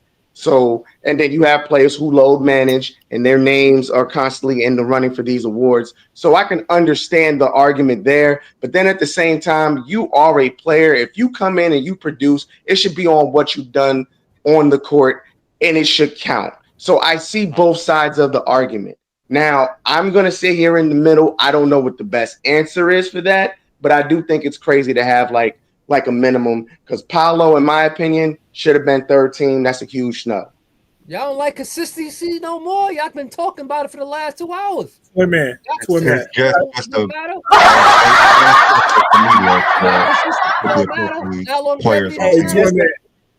let you know, Twin Man, Segun did play 70-something games, but he only averaged 19, 10, shot 49% from the field, and less than 25 from the three-point land. So I don't know if that's good enough to really be all NBA. Can somebody tell me? Go ahead, John. Who is the one player do you believe that wants to load manage? Like goes into the coach or management say, I don't want to play today. What player do y'all actually believe? I was going to say Kawhi Leonard. Kawhi Leonard team tells them, but I think that's the only player really, ain't it? Who else does that? It's the problem of why these players getting hurt so much, because they're not playing. Their body is not taking up. They're not playing long enough for their body to absorb 82 game season. I think they're playing too much. I think they're playing too much. They're playing at too high of a pace. You exert more than your body could allow, you're going to get injured. It's not like the 90s when they just walk the ball up the court. Yeah. It's not just the pace. On top of the pace, you have to cover space. 60s was fast paced. Yeah, but you didn't have to cover as much space in the 80s as much as you got to cover space in this league. Back in the days, if you were shooting three, nobody paid attention to you. You standing behind the 3-point line, nobody cared. Today's NBA, you got to guard somebody 30 feet from the rim. For no reason. Yeah, because they could run, but they weren't shooting threes. Run, jump, cutting. Today, there's a lot of movement on your body. All type. If they don't give their body a chance to give it a break, like actually get a body a break, do you think that has anything to do with it? Because they're working out in all season. So do you think they don't get their body a chance for a break? No, they don't. Yeah, the like more you work out, the better prepared you're going to be. But the NBA is hard and grueling the way they're playing. It's such a high pace. Hey, Mikal Bridges been doing it for the past 5 years. Haven't missed a game yet. He played 83 one game. He played 83 one year. But if I'm correct, in 1982, the Lakers shot 13 total 3-pointers the whole season. So they're running. They're going up and down, but they're getting from. Yeah, I mean, I get you. I think, and Nick Van Exel mentioned this. Nick Van Exel said that these dudes not wearing high top sneakers. He believes that's why we're seeing a lot more Achilles injuries as well. That these dudes wearing low tops is one of the problems. That's why we see a lot of Achilles injuries, supposedly. So we don't see that many of it. We don't see too many Achilles injuries. And That has nothing to do with that crap. It's not. It's It's not how many injuries. It's who's getting injured. That's the problem. Yeah. It's who's getting injured. It's not the injuries. That's also There's very always true. been injuries in the league. It's just now the superstars is the ones that's hurt all the time now. Well, Man, when we were talking about the teams or the players choosing to loan manage, I'm not even upset if these teams are telling some of their superstar players, "Hey, I'm gonna sit you this game, I'm gonna sit you that game," because they have an investment in them. That's their investment. serious. Also, so that's what I'm saying. Like, we don't know if it's the team or the player. Even if the player's sitting here saying, "I'm not going to play all these games," they're also trying to protect their investment, which is their ligaments and tendons. So look at Jason Tatum. He just blew an Achilles. He's probably not going to be the same. He's going to be gone all next season or most of next season. Soft. So I'm supposed to believe that the league said, "Hey." Everybody said, "Hey, we don't want this." The league, it's the team management that's sitting these players out. That's the reason why they're sitting out. And then the same, they going behind them and saying, "Hey, we need to have a minimum." So it's I was going to say, blame Greg Popovich. Yeah, the Spurs started it. The team is the one that was complaining that these players are not playing. It was the team complaining to the league that these players are not playing. Tell me one time you heard it. I don't think it was every team complaining. They're not saying sit out 30, 40 games. They may sit them out like 1 to 2 games a month. It's not like they're constantly telling them don't play. But hold on. But look at those Spurs teams. Those Spurs teams would lock up their spot for the playoffs and wouldn't play their players, their starting five, or even some of their bench players for like 2 weeks, the last 2 weeks of the season. They gonna do some crazy shit like that. And that's how they got caught, because they fucked up and did it on a main stage game. That's what brought awareness to it. It was a highly profile game, and he didn't even make them get on a plane. They didn't even show up to the damn game. And that's what everything kicked off. Like, hold on, how you sitting the G League? This is a nationally televised game. Mm-hmm. So let's hold on, wait, Twin Man. Let's bring up Blue Boat as well, because we do got some people waiting in the background. You can stay up here, Twin Man, as usual. But go ahead. We got Blue Boat in the building. Blue Boat. Let's let Twin Man land his plane, and then we'll get you in. Go ahead, Twin Man. I was gonna sit here and say, like, we're speculating that it's just the players, but there's a lot that goes into possibly this load management stuff. We understand if you're like a big market team, and again, you're on these televised games, it's going to be more noticeable if you're load managing your players. But we don't know if Charlotte's load managing LaMelo Ball. We don't know what the Bulls were doing with Lonzo Ball. You see what I'm saying? Or Zach LaVine. We don't know. A lot of these teams are load managing their players because they know that's who the fans are coming to see. So if they're hurt, like, Boston's going to be okay because you still have Jaylen Brown there. But if you have a small market team and their superstar gets hurt, the fans aren't going to show up. So it can be a combination of the team, the player, but we already know these television networks don't want to see it. So I think certain teams complain about it because certain teams were able to get away with it and other teams couldn't. So I don't think everybody complained. I'm sorry. Speculation at this point to sit here and say it's just the players doing it. I believe it's a combination of a lot of teams that was complaining because the old players was the superstar players would sit out on the games where they was playing in fucking Charlotte and all those worst towns. So they wasn't getting the revenue because the superstars wasn't playing when they show up in Charlotte, when they show up in New Orleans. So that's what the whole thing was. They not making no money because nobody's coming to their games. Twin Man, weren't you going to comment on the freaking actual topic, which was the All NBA shit? He did. Hold on, but no, he came on there. Hold on. My bad, Travis. I forgot, ladies and gentlemen. We forgot to do Travis's segment. I apologize, Travis. I got derailed. We had such a great job with Score Society. So let's do Travis's Travis's segment first before we move on with the show. I know we got some guys in the background. Please be patient as we are trying to get everything done here on a Sunday afternoon. Again, this is the GOAT James Kingdom Show with B. Lee and A. Johnny. We do this every Sunday noon Eastern Time. The link is available for all GJK members if you want to join. And we'll put the link up for all of you guys who want to join as well. We see some non-GJK members in the back. Again, please be patient.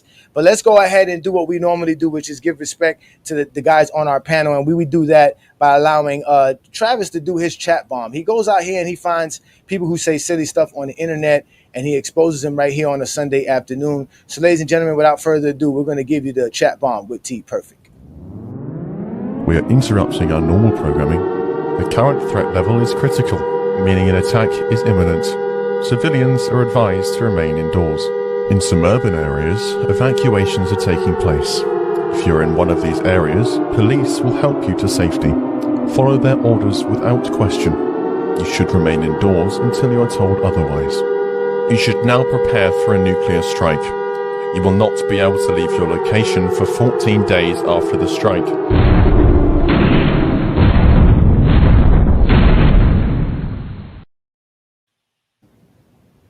Oh man, just a little hype video for my boy Kobe, and I mean where he stacks up.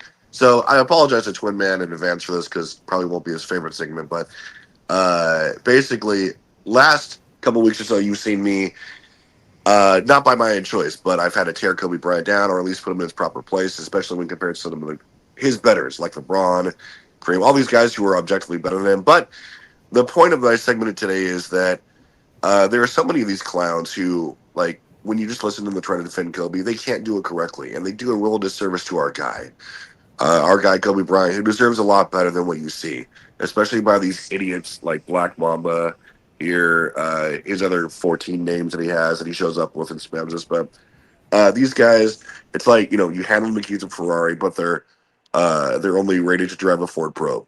They're just idiots. They can't. So, I mean, Kobe deserves better. So if you're going to argue for Kobe Bryant and his place in the Pantheon, at least like top 5 to 10, there's only one way to do it. And here we go. Okay, so, hey, Kobe's one of only 3 players to have led an individual decade in total points and points per game. Okay, the other are Kareem and Wilt. He's one of only 2 players ever to have at least 15 All-NBA teams and 12 All-NBA defensive selections. Okay, Tim's the other guy. Okay, the 15 All-NBA is second all-time. The 12 All-Defensive selections is second all-time as well.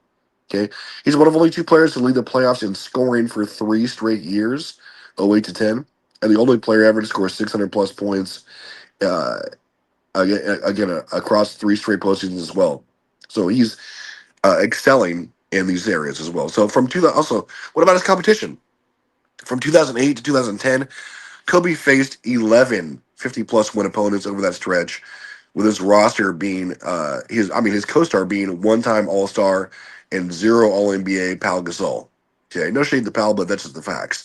There have been 4 teams in league history to face at least 4 50-plus win teams during a playoff run. Okay, Kobe was a part of 3 of those teams in 2001, 2008, and 2010. Okay, he's the only player to win back-to-back titles without a top 75 player. In fact, nearly 86% of Kobe's playoff top competition as a whole have been 50-plus win teams, easily the most ever of any player, easily outpacing the second place Mike, third place LeBron. Okay, Kobe also beat 26 such teams, most ever. During the start of that, then we can talk about, was he carried by Shaq? Ridiculous thing. So during the start of the finish of their finals runs from 2000 2004, so this is like when he was with Prime Shaq, they were making the finals every year. Kobe averaged 27, 5, and 6 on 44% shooting, basically on par with 98 MVP Mike. Okay, so you have a co-star, quote unquote, who's putting up MVP Jordan numbers as the second option, but he was carried in as somehow as a knock on him, right? Stupidest thing ever. Not enough MVPs. Kobe's one of only 6 players to lead in league history to have at least top 10 MVP finishes, but is the only player out of those players who with fewer than 4 MVPs.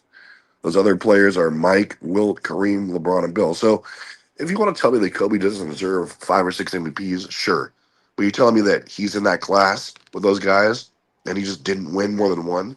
I call extreme bias there. He's one of only 2 players with 30K points, 6 assists, 16 points. So the list just goes on and on with Kobe Bryant. And what that means is that, if you're going to argue him, there's just a list, like I broke down, of things you could say that raise Kobe above a lot of other players vying for the top 10 position. 5'2", I mean, I list off that resume that's easily better than someone like Larry Bird. I think that dwarfs Magic Johnson. I mean, especially if you look at just the combination of accolades and achievements, the pressure that was on Kobe to score and produce. I mean, if anything, you could say Kobe's underrated. Again, this does not mean that he's top 5. Mess me with that. But to say that he's not like one of the greatest players ever found the 10, I think that's ridiculous, especially considering the entire resume. And you can talk what you want about his efficiency, whatever, but the stats don't lie. Neither does his entire resume. But you have clowns who can't articulate it. And so Uncle Perfect had to step in and expose them. And, that's pretty much how you do it.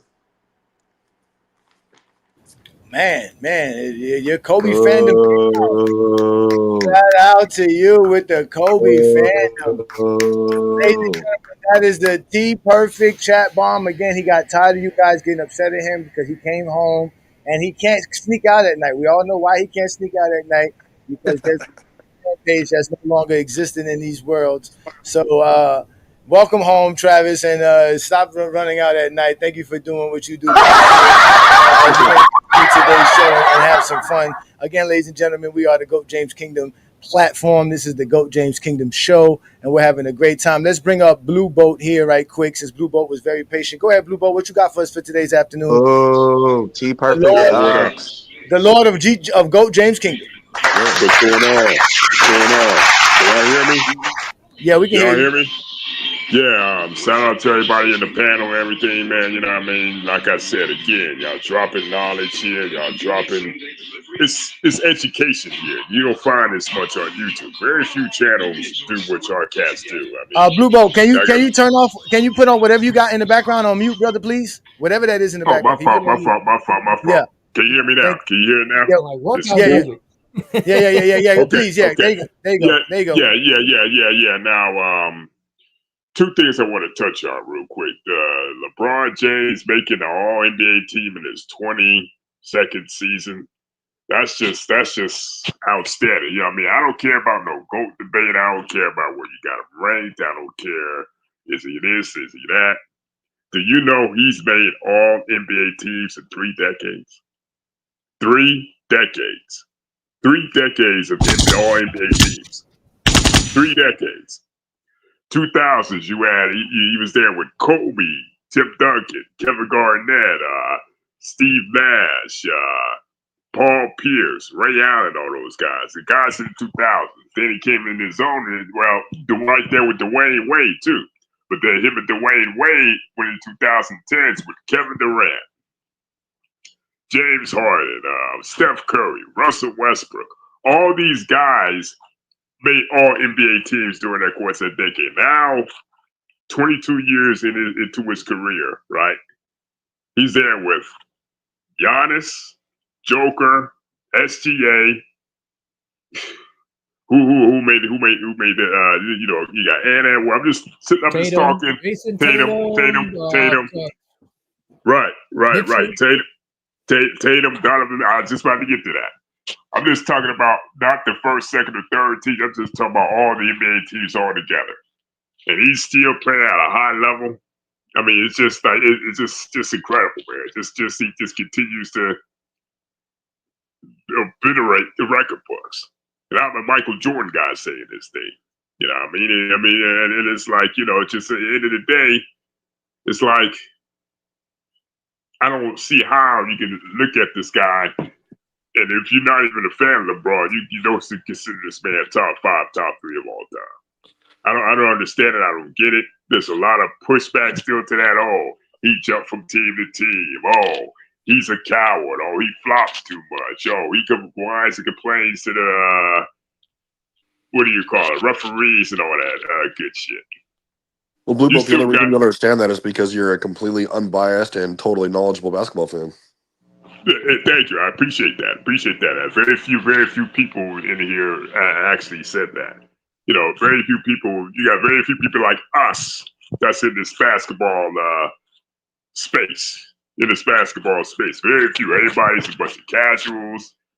They don't watch the game. They just think of Michael Jordan and they think of casual things like the shoes and the score and everything. There's more to Michael Jordan's game than just the score. Matter of fact, Michael Jordan, 1989, he took the LeBron James role because Sam Vincent, you know this, King John remembers this. Sam Vincent was the starting point guard. Was it Sam Vincent or John Paxson? Was it Paxson start by that time? Can anybody John Paxson. John Paxson? Well, one of them got hurt, and he had to take on the point guard role, right? And his point guard role was LeBron-esque. That was about like 1980 to 1989 season. And they had struggled, and they, Michael Jordan, you watched one of them, one of the documentaries said he was a utility man. Whatever the team needed, he plugged in, and he added, and he did it.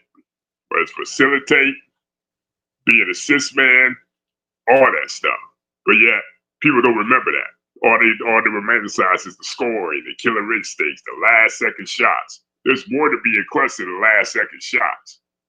What about defense? What about rebounding? What about that crucial pass in the crucial minutes? People don't talk about this. All they talk about is who took the last shot. Now I'm gonna segue into one more thing. I don't want to tie up nobody's time, but did you check out the bullshit Michael Wilbon said? Talking about if anybody considers LeBron James better than Kareem Abdul, better than Kareem, Magic, Russell, Kobe, you're garbage and you can go to hell.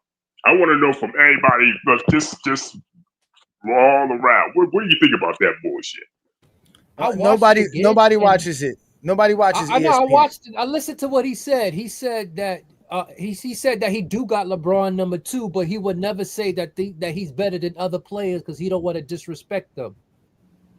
Right. But it's the way he is delivering. He made it seem like the reason why he don't got LeBron as the GOAT is because he don't think he's better than those players he named. But he said he's not going to say somebody is better than somebody else just to prop up the other player. But he did say he did have LeBron too. Sound like he's does he get him at 2? Does he get him at 2? Does he get him at 2? He said he got him at 2, but he would never say that he's better. He would never argue it, right? Because he don't want to disrespect them. I mean, it's I hear what you're saying, Craig, but at the same time, it don't make sense, man. Because like if you're gonna have LeBron number 2, have him at number 2. If you don't think he's better than such whoever, just come out and say it. I mean, this is why this is the fake love, it's the fake modesty that I'm talking about. Like some of these guys in the media put up a facade, man. Like they talking about LeBron is passive aggressive. You got a lot of passive aggressive people in the media, man. Like say what you say and say what you mean at the end of the day. I don't understand it, but Craig, I do understand what you're saying.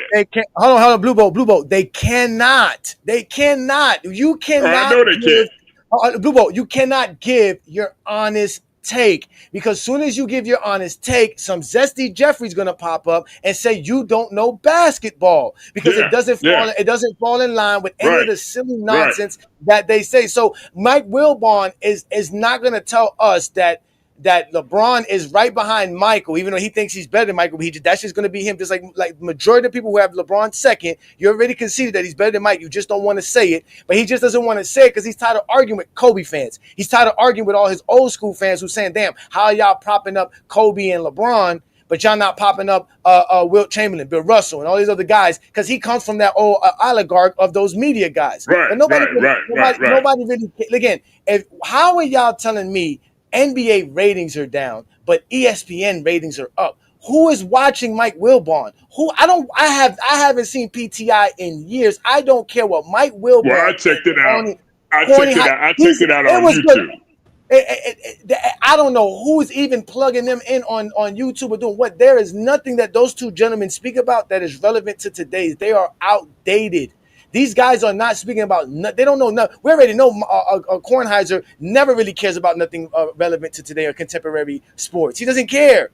So why are we going to talk to a bunch of dudes who can't even stay up after 8 p.m.? These niggas can't even stay up after 8 p.m. And we're going to sit here and talk to them about basketball? Like that's like 8 o'clock in the evening, damn near. Yeah, man, that's it, man. But we appreciate you, Blue Boat. Let's let a real zesty Jeffrey up because he's gonna want to cook everybody because we all have bad takes and we all know who this is. It's Wall Street Brandon. So shout out to you, Blue Boat. Thank you for joining us as usual. Let's bring up Wall Street Brandon so he can come with his soliloquy. Go ahead, Wall Street. Yeah, LeBron James has absolutely no case for a first team, second team, or third All-NBA team.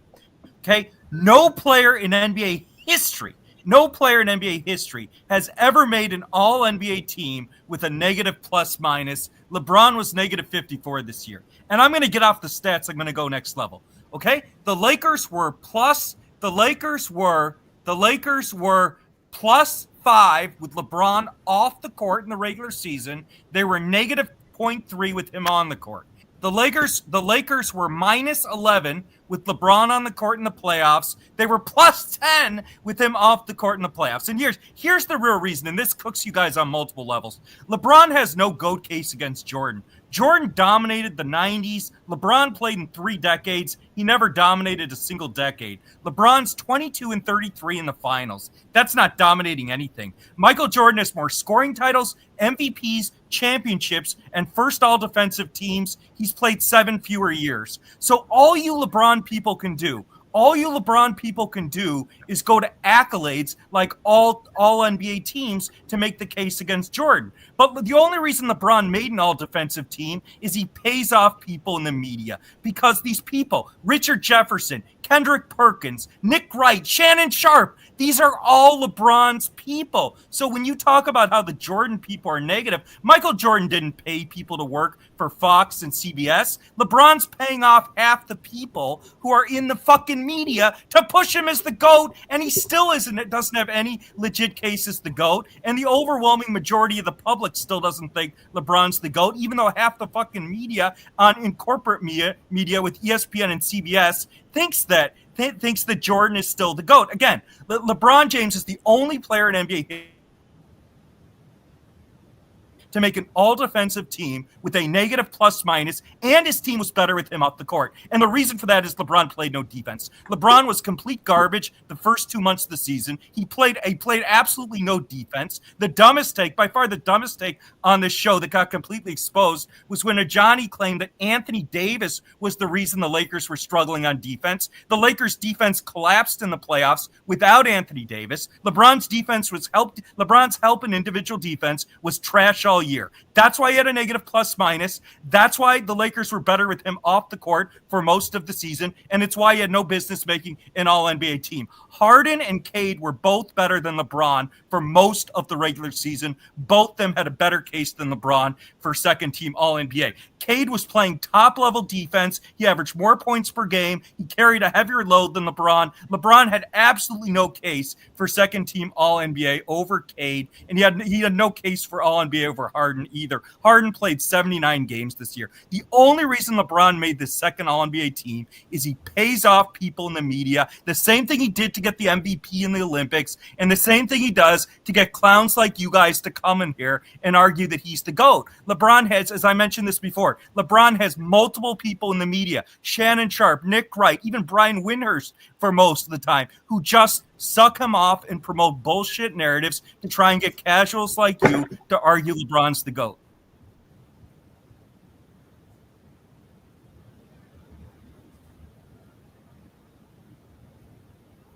The thing that we have to understand that's important about this conversation is when we debate the GOAT, the negativity of it comes from LeBron and his camp. Nobody else. Cap. When we say he's number 2 all time, we're appreciating the fact that of the thousands upon thousands of players that have played in the NBA since 1950 rather, okay? LeBron James, there's only one player we look at and we say definitively we think was better. And that was Michael Jordan. Don't nobody want to hear that shit. Nigga. What did I say to Rich Paul one day? You act like that's an insult. Rich Paul's response, it is an insult. Because that is how they have acted when it comes to the GOAT conversation. What's up? Get your man. All right. But come on, let's be fair and clear. Because I really don't give a fuck. Like, I am a god, you dull creature, and I will not be bullied by that.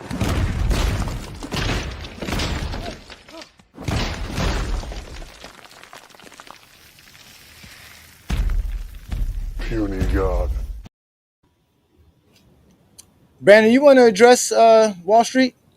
Before y'all go, I'm just saying I'm out. I'll see y'all next week. Y'all have fun for the rest of the show. Hey, Craig, tell LeBron thank you, okay? Tell LeBron thank you, okay? Tell LeBron thank you. Yeah, y'all. This prop money, y'all. Tell LeBron thank you, okay?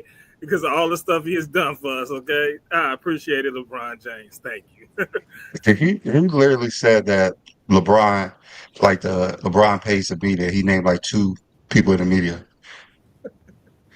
First of all, Shannon Sharp has no media credentials to vote for the All NBA team, and if I'm correct, Stephen A. Smith is the highest paid media personality in the NBA. So who has the most? Isn't it the number one morning show that Stephen A. Smith brags about all the time? His show. Who has the biggest media presence? LeBron James fan base or Jordan's fan base? Us. So that's just completely preposterous on his part. Again, he brought up plus minus as if anybody is voting for the All NBA team predicated on plus minus. Brandon, what NBA player in NBA history ever averaged 24 points, 7 rebounds, 7 assists on 50% shooting plus, on 37% 3-point shooting plus what were the other numbers that LeBron James did this? There's only 2 players that had the season like this: LeBron and Jokic. Lord only have 2 mercy. players in history. LeBron and Jokic. And Jokic is one of the greatest players to ever play the game, correct? And he's having one of the greatest seasons, if not one of the greatest seasons we've ever seen, correct? They had the greatest season ever, yeah. So again, Brandon Cass walked up here lying. We put you in the back room because we knew you was not going to let the video go. We knew you was not going to let speak because you guys are very disruptive. That's what you guys are. You don't have a true conversation with anybody. You want to be disruptive, and that's not how it works here in Goat James Kingdom. We allow people to speak. Obviously, you went to your whole soliloquy and you lied throughout the whole soliloquy. LeBron James is not only deserving of the All NBA team, he's deserving to be on the All. He should have been on the first team if you really want to go there.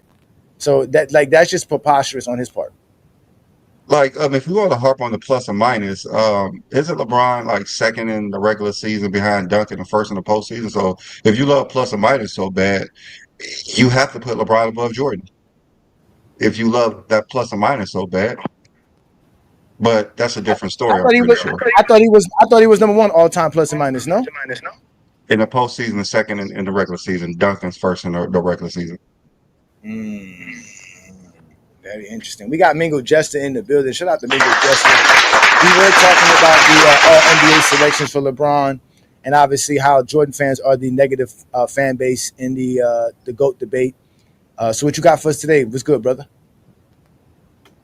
Man, that's great. That's great. That's 21 all NBA teams. You can't really say much about it. It really speaks for itself. I mean, and then that's the most all time. So I mean, you can't really argue about it. That's great. And then you got I think 20 something all-star selections as well, which is also great. But wouldn't that all go into longevity, right? Or no? No. Anything past 5 years is longevity. So anything past 5 years is longevity. So LeBron played for almost 22 years, and that 21 NBA All Selection team that won't go into longevity. Everybody already said that he's the longevity GOAT already. So I even say he's the longevity GOAT. That doesn't make any sense though, Mingle, because there are the guys who have played almost as long as LeBron James, and their resume doesn't have nearly the All NBA or All-Star. That's why he's the NBA GOAT. Damn it! Listen. That's why he's the GOAT. Period. Listen to what I'm saying. Instead of trying to argue, listen. What is longevity to you? What you mean? What's longevity? The longer you play, the longer you play. That's longevity. The longer you play is longevity.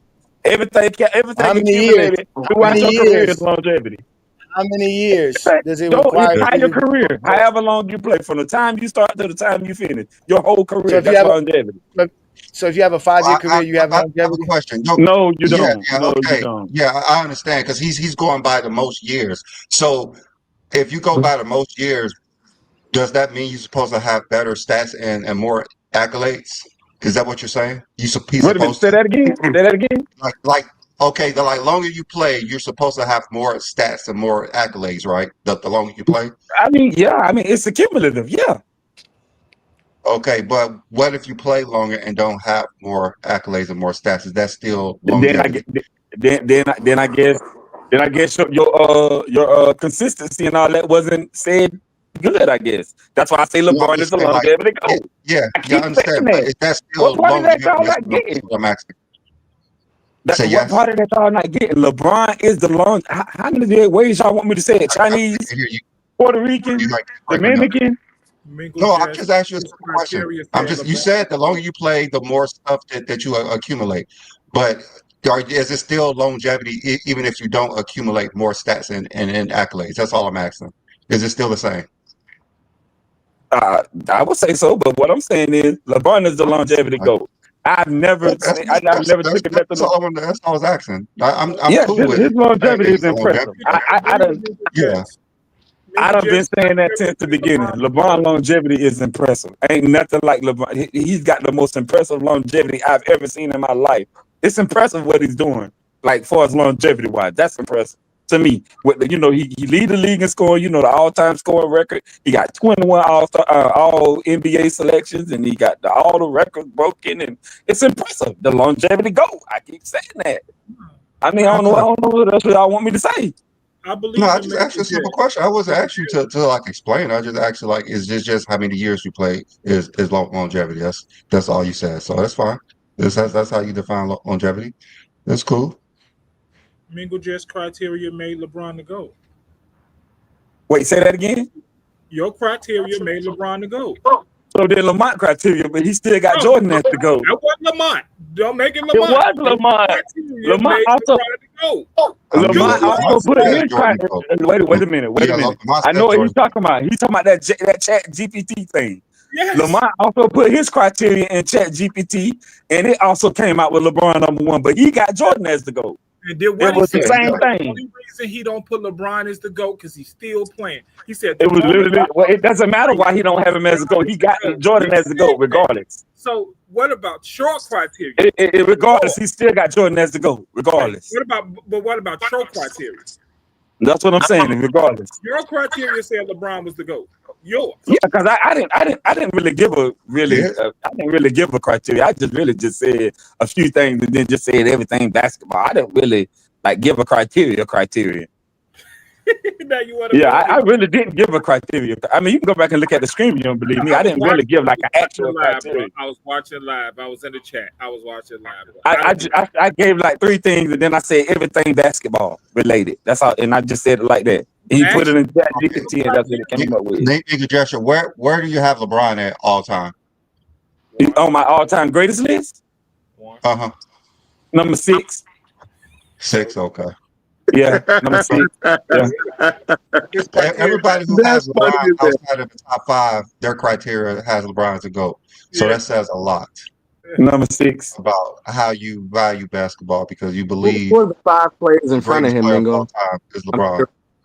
I got. Of course, I got MJ #1. Of course, you know that. I got Kareem Abdul-Jabbar #2. I mean, yeah. And I got Magic. I got Magic Johnson, Irvin Magic Johnson #3. That's a trash selection. And I got Kobe Bryant #4 and Tim Duncan #5. Yeah, your list might be the worst thing I've ever heard. Yeah, I mean that's your opinion, and that's your opinion. That's his list. And that's your opinion. I'm gonna let him have his list. But at the end of the day, if you have Kobe Bryant in the top 5 or 10, I can't take you serious. And I can't take you serious because you got Steph Curry in your top 10. And Kobe literally got everything better than Steph Curry. I do not have Steph Curry in my top 10. Yeah, I don't have Steph Curry in my top 10. So what are you saying? Like I'm sitting here like I said on Lamont's screen. Top 5 or top 10? Like I said on Lamont's screen. Every player that you got in your top 10, Kobe got a lot of stuff over those guys. His accolades and stuff are better than those guys. What do you have over LeBron? What does Kobe Bryant have more than Larry Bird? What do you mean what Kobe Bryant has? He got more All-Star selections, more All-NBA selections. He got more championships. He got more more MVP. Got more MVP. No, No, Okay, no. what Larry do he got more have over MVPs. I didn't LeBron say then? MVP. I didn't say But what do he MVP. have over LeBron? He You say got he had more a lot of things MVP. over everybody. What do you have over LeBron? That's what I'm trying to tell Nothing. y'all. Oh yeah, he got Nothing. over LeBron. He got more defensive selections over LeBron. He also got that over Larry Bird too, and he got more first team defensive selections over LeBron. Okay. Okay, Yeah, so What does LeBron have over okay, Kobe? what else? Is that all? I mean, that's what you just asked me. What do he have over LeBron? And I You just said he answered has the a lot question. over LeBron can everybody. have. You Don't said get he has a mad lot at me. over everybody. I You literally said he just has a lot answered over the question everybody. like That's what you that. say. I just Can I get him? answered the Can I question. get him? That's all I did. Can I get him? Now Can y'all I? getting mad at me because I just answered the No, question I'm when not he getting asked mad me. at you. No, I you just say want to he get has you. a lot over LeBron, like I a just lot over answered the everybody. question. I did Who's not say ahead a of? lot. I said he got some stuff over LeBron, bro. Well, a lot of And guys. LeBron got everything else I said over top him. So 10. what's your point? LeBron has everything else over him. So what's your LeBron point? has a lot No, more. not He has a everything, lot but it's more. okay though. That's what I we're mean, saying. I understand. I He has get where more y'all points, going with that. I get rebounds, it. assists, steals, blocks. I get it. He kills every advanced metric. He has the most I get it. All NBA teams and All Star selections in NBA history. What are you talking about? So Kobe Bryant's better than LeBron James because of championships and all defensive teams? I mean, ain't the thing consist of offense and defense? Yeah, but Ain't it the consists of basketball offense consist of So offense by and your logic, defense? by your logic, That's hold LeBron up. then. By your That's logic, LeBron then. Kobe can't be in the top 5 because Bill Russell belongs in there because he has more championships than him, But and he hold has on, but the thing about more all Bill Russell defensive though. teams than him. Are you serious right now? But the thing about Bill Russell though, a lot of awards that exist now didn't exist when Bill Russell was playing. So he But missed you out said on a lot of the winning. stuff that the guys got now. Winning. You said Yes, but I winning. You also said said offense, defensive teams and all that too. He has the most offensive accolades with, I guess, championships. We're talking championships, right? So if Bill Russell has the most championships, how is he not in your top 5? I just told you why. Because a lot of the stuff didn't exist when he played. He still has the most championships. He does, but a lot of the stuff didn't exist when he played. Like a lot of the stats, like Defensive Player of the Year Arguably awards, the best and defender Finals ever. MVPs, and a lot of that stuff didn't exist when he played. And he's also arguably the best defender ever. I agree. One of the great But rebounders again, a ever. lot of the and look what you just said. Listen up what you just said. He one of the great. He may be arguably the best the greatest defender ever. But a lot Kobe of don't got that argument. Kobe his don't have an argument to be one of the best defenders ever. But his accolades wouldn't show that because they didn't exist when he played. That's my Does point. Kobe That's have what an I'm saying. argument to be That's the my greatest point. defender ever? Like okay, for example, Twin Man. Oh my God, Ringgold. Like I'm telling you, Does you know Kobe Bryant basketball. have an argument to be the best defender ever? No. Fuck no. Does Like Kobe I'm Bryant telling- have like an I'm argument telling to be you. one of the best rebounders ever? Like I'm telling you. Like I've Kobe been telling Bryant have you an for the argument to longest. be the best winner ever. So how isn't he in your top 5? So wait, Mingold, you're saying you talk about all defensive selections. Magic Kobe Bryant Johnson has actually have an 0. argument. Magic Johnson Well, I mean, has. he got the second most defensive teams Hold all on. time. He also has a behind Tim negative Duncan. defensive box plus minus, dude. Like Tim Duncan. Like there's 5 defenders right off the top of my head that dwarf Kobe. Kobe's not even a top 10 all-time defender. Stop it. Kobe got 10. Kobe got the second most off defensive team behind Tim Duncan. Okay, and Magic Johnson has 0, but you're putting him over But he's in LeBron. your top 5. Above Kobe. You're putting him above LeBron James, who beats Magic Johnson in all defensive selections, MVPs, Finals MVPs. You know why? Stats per game. You know why? total Because stats. Magic changed the game. Magic changed the game. Magic didn't do That's shit, another dude. thing. LeBron didn't That's change the another game. thing. Magic did change the game. LeBron didn't And change that's the another game. reason why I with got Jordan prime number Kareem 1. Because on he that, changed and he the has game. 10 rings.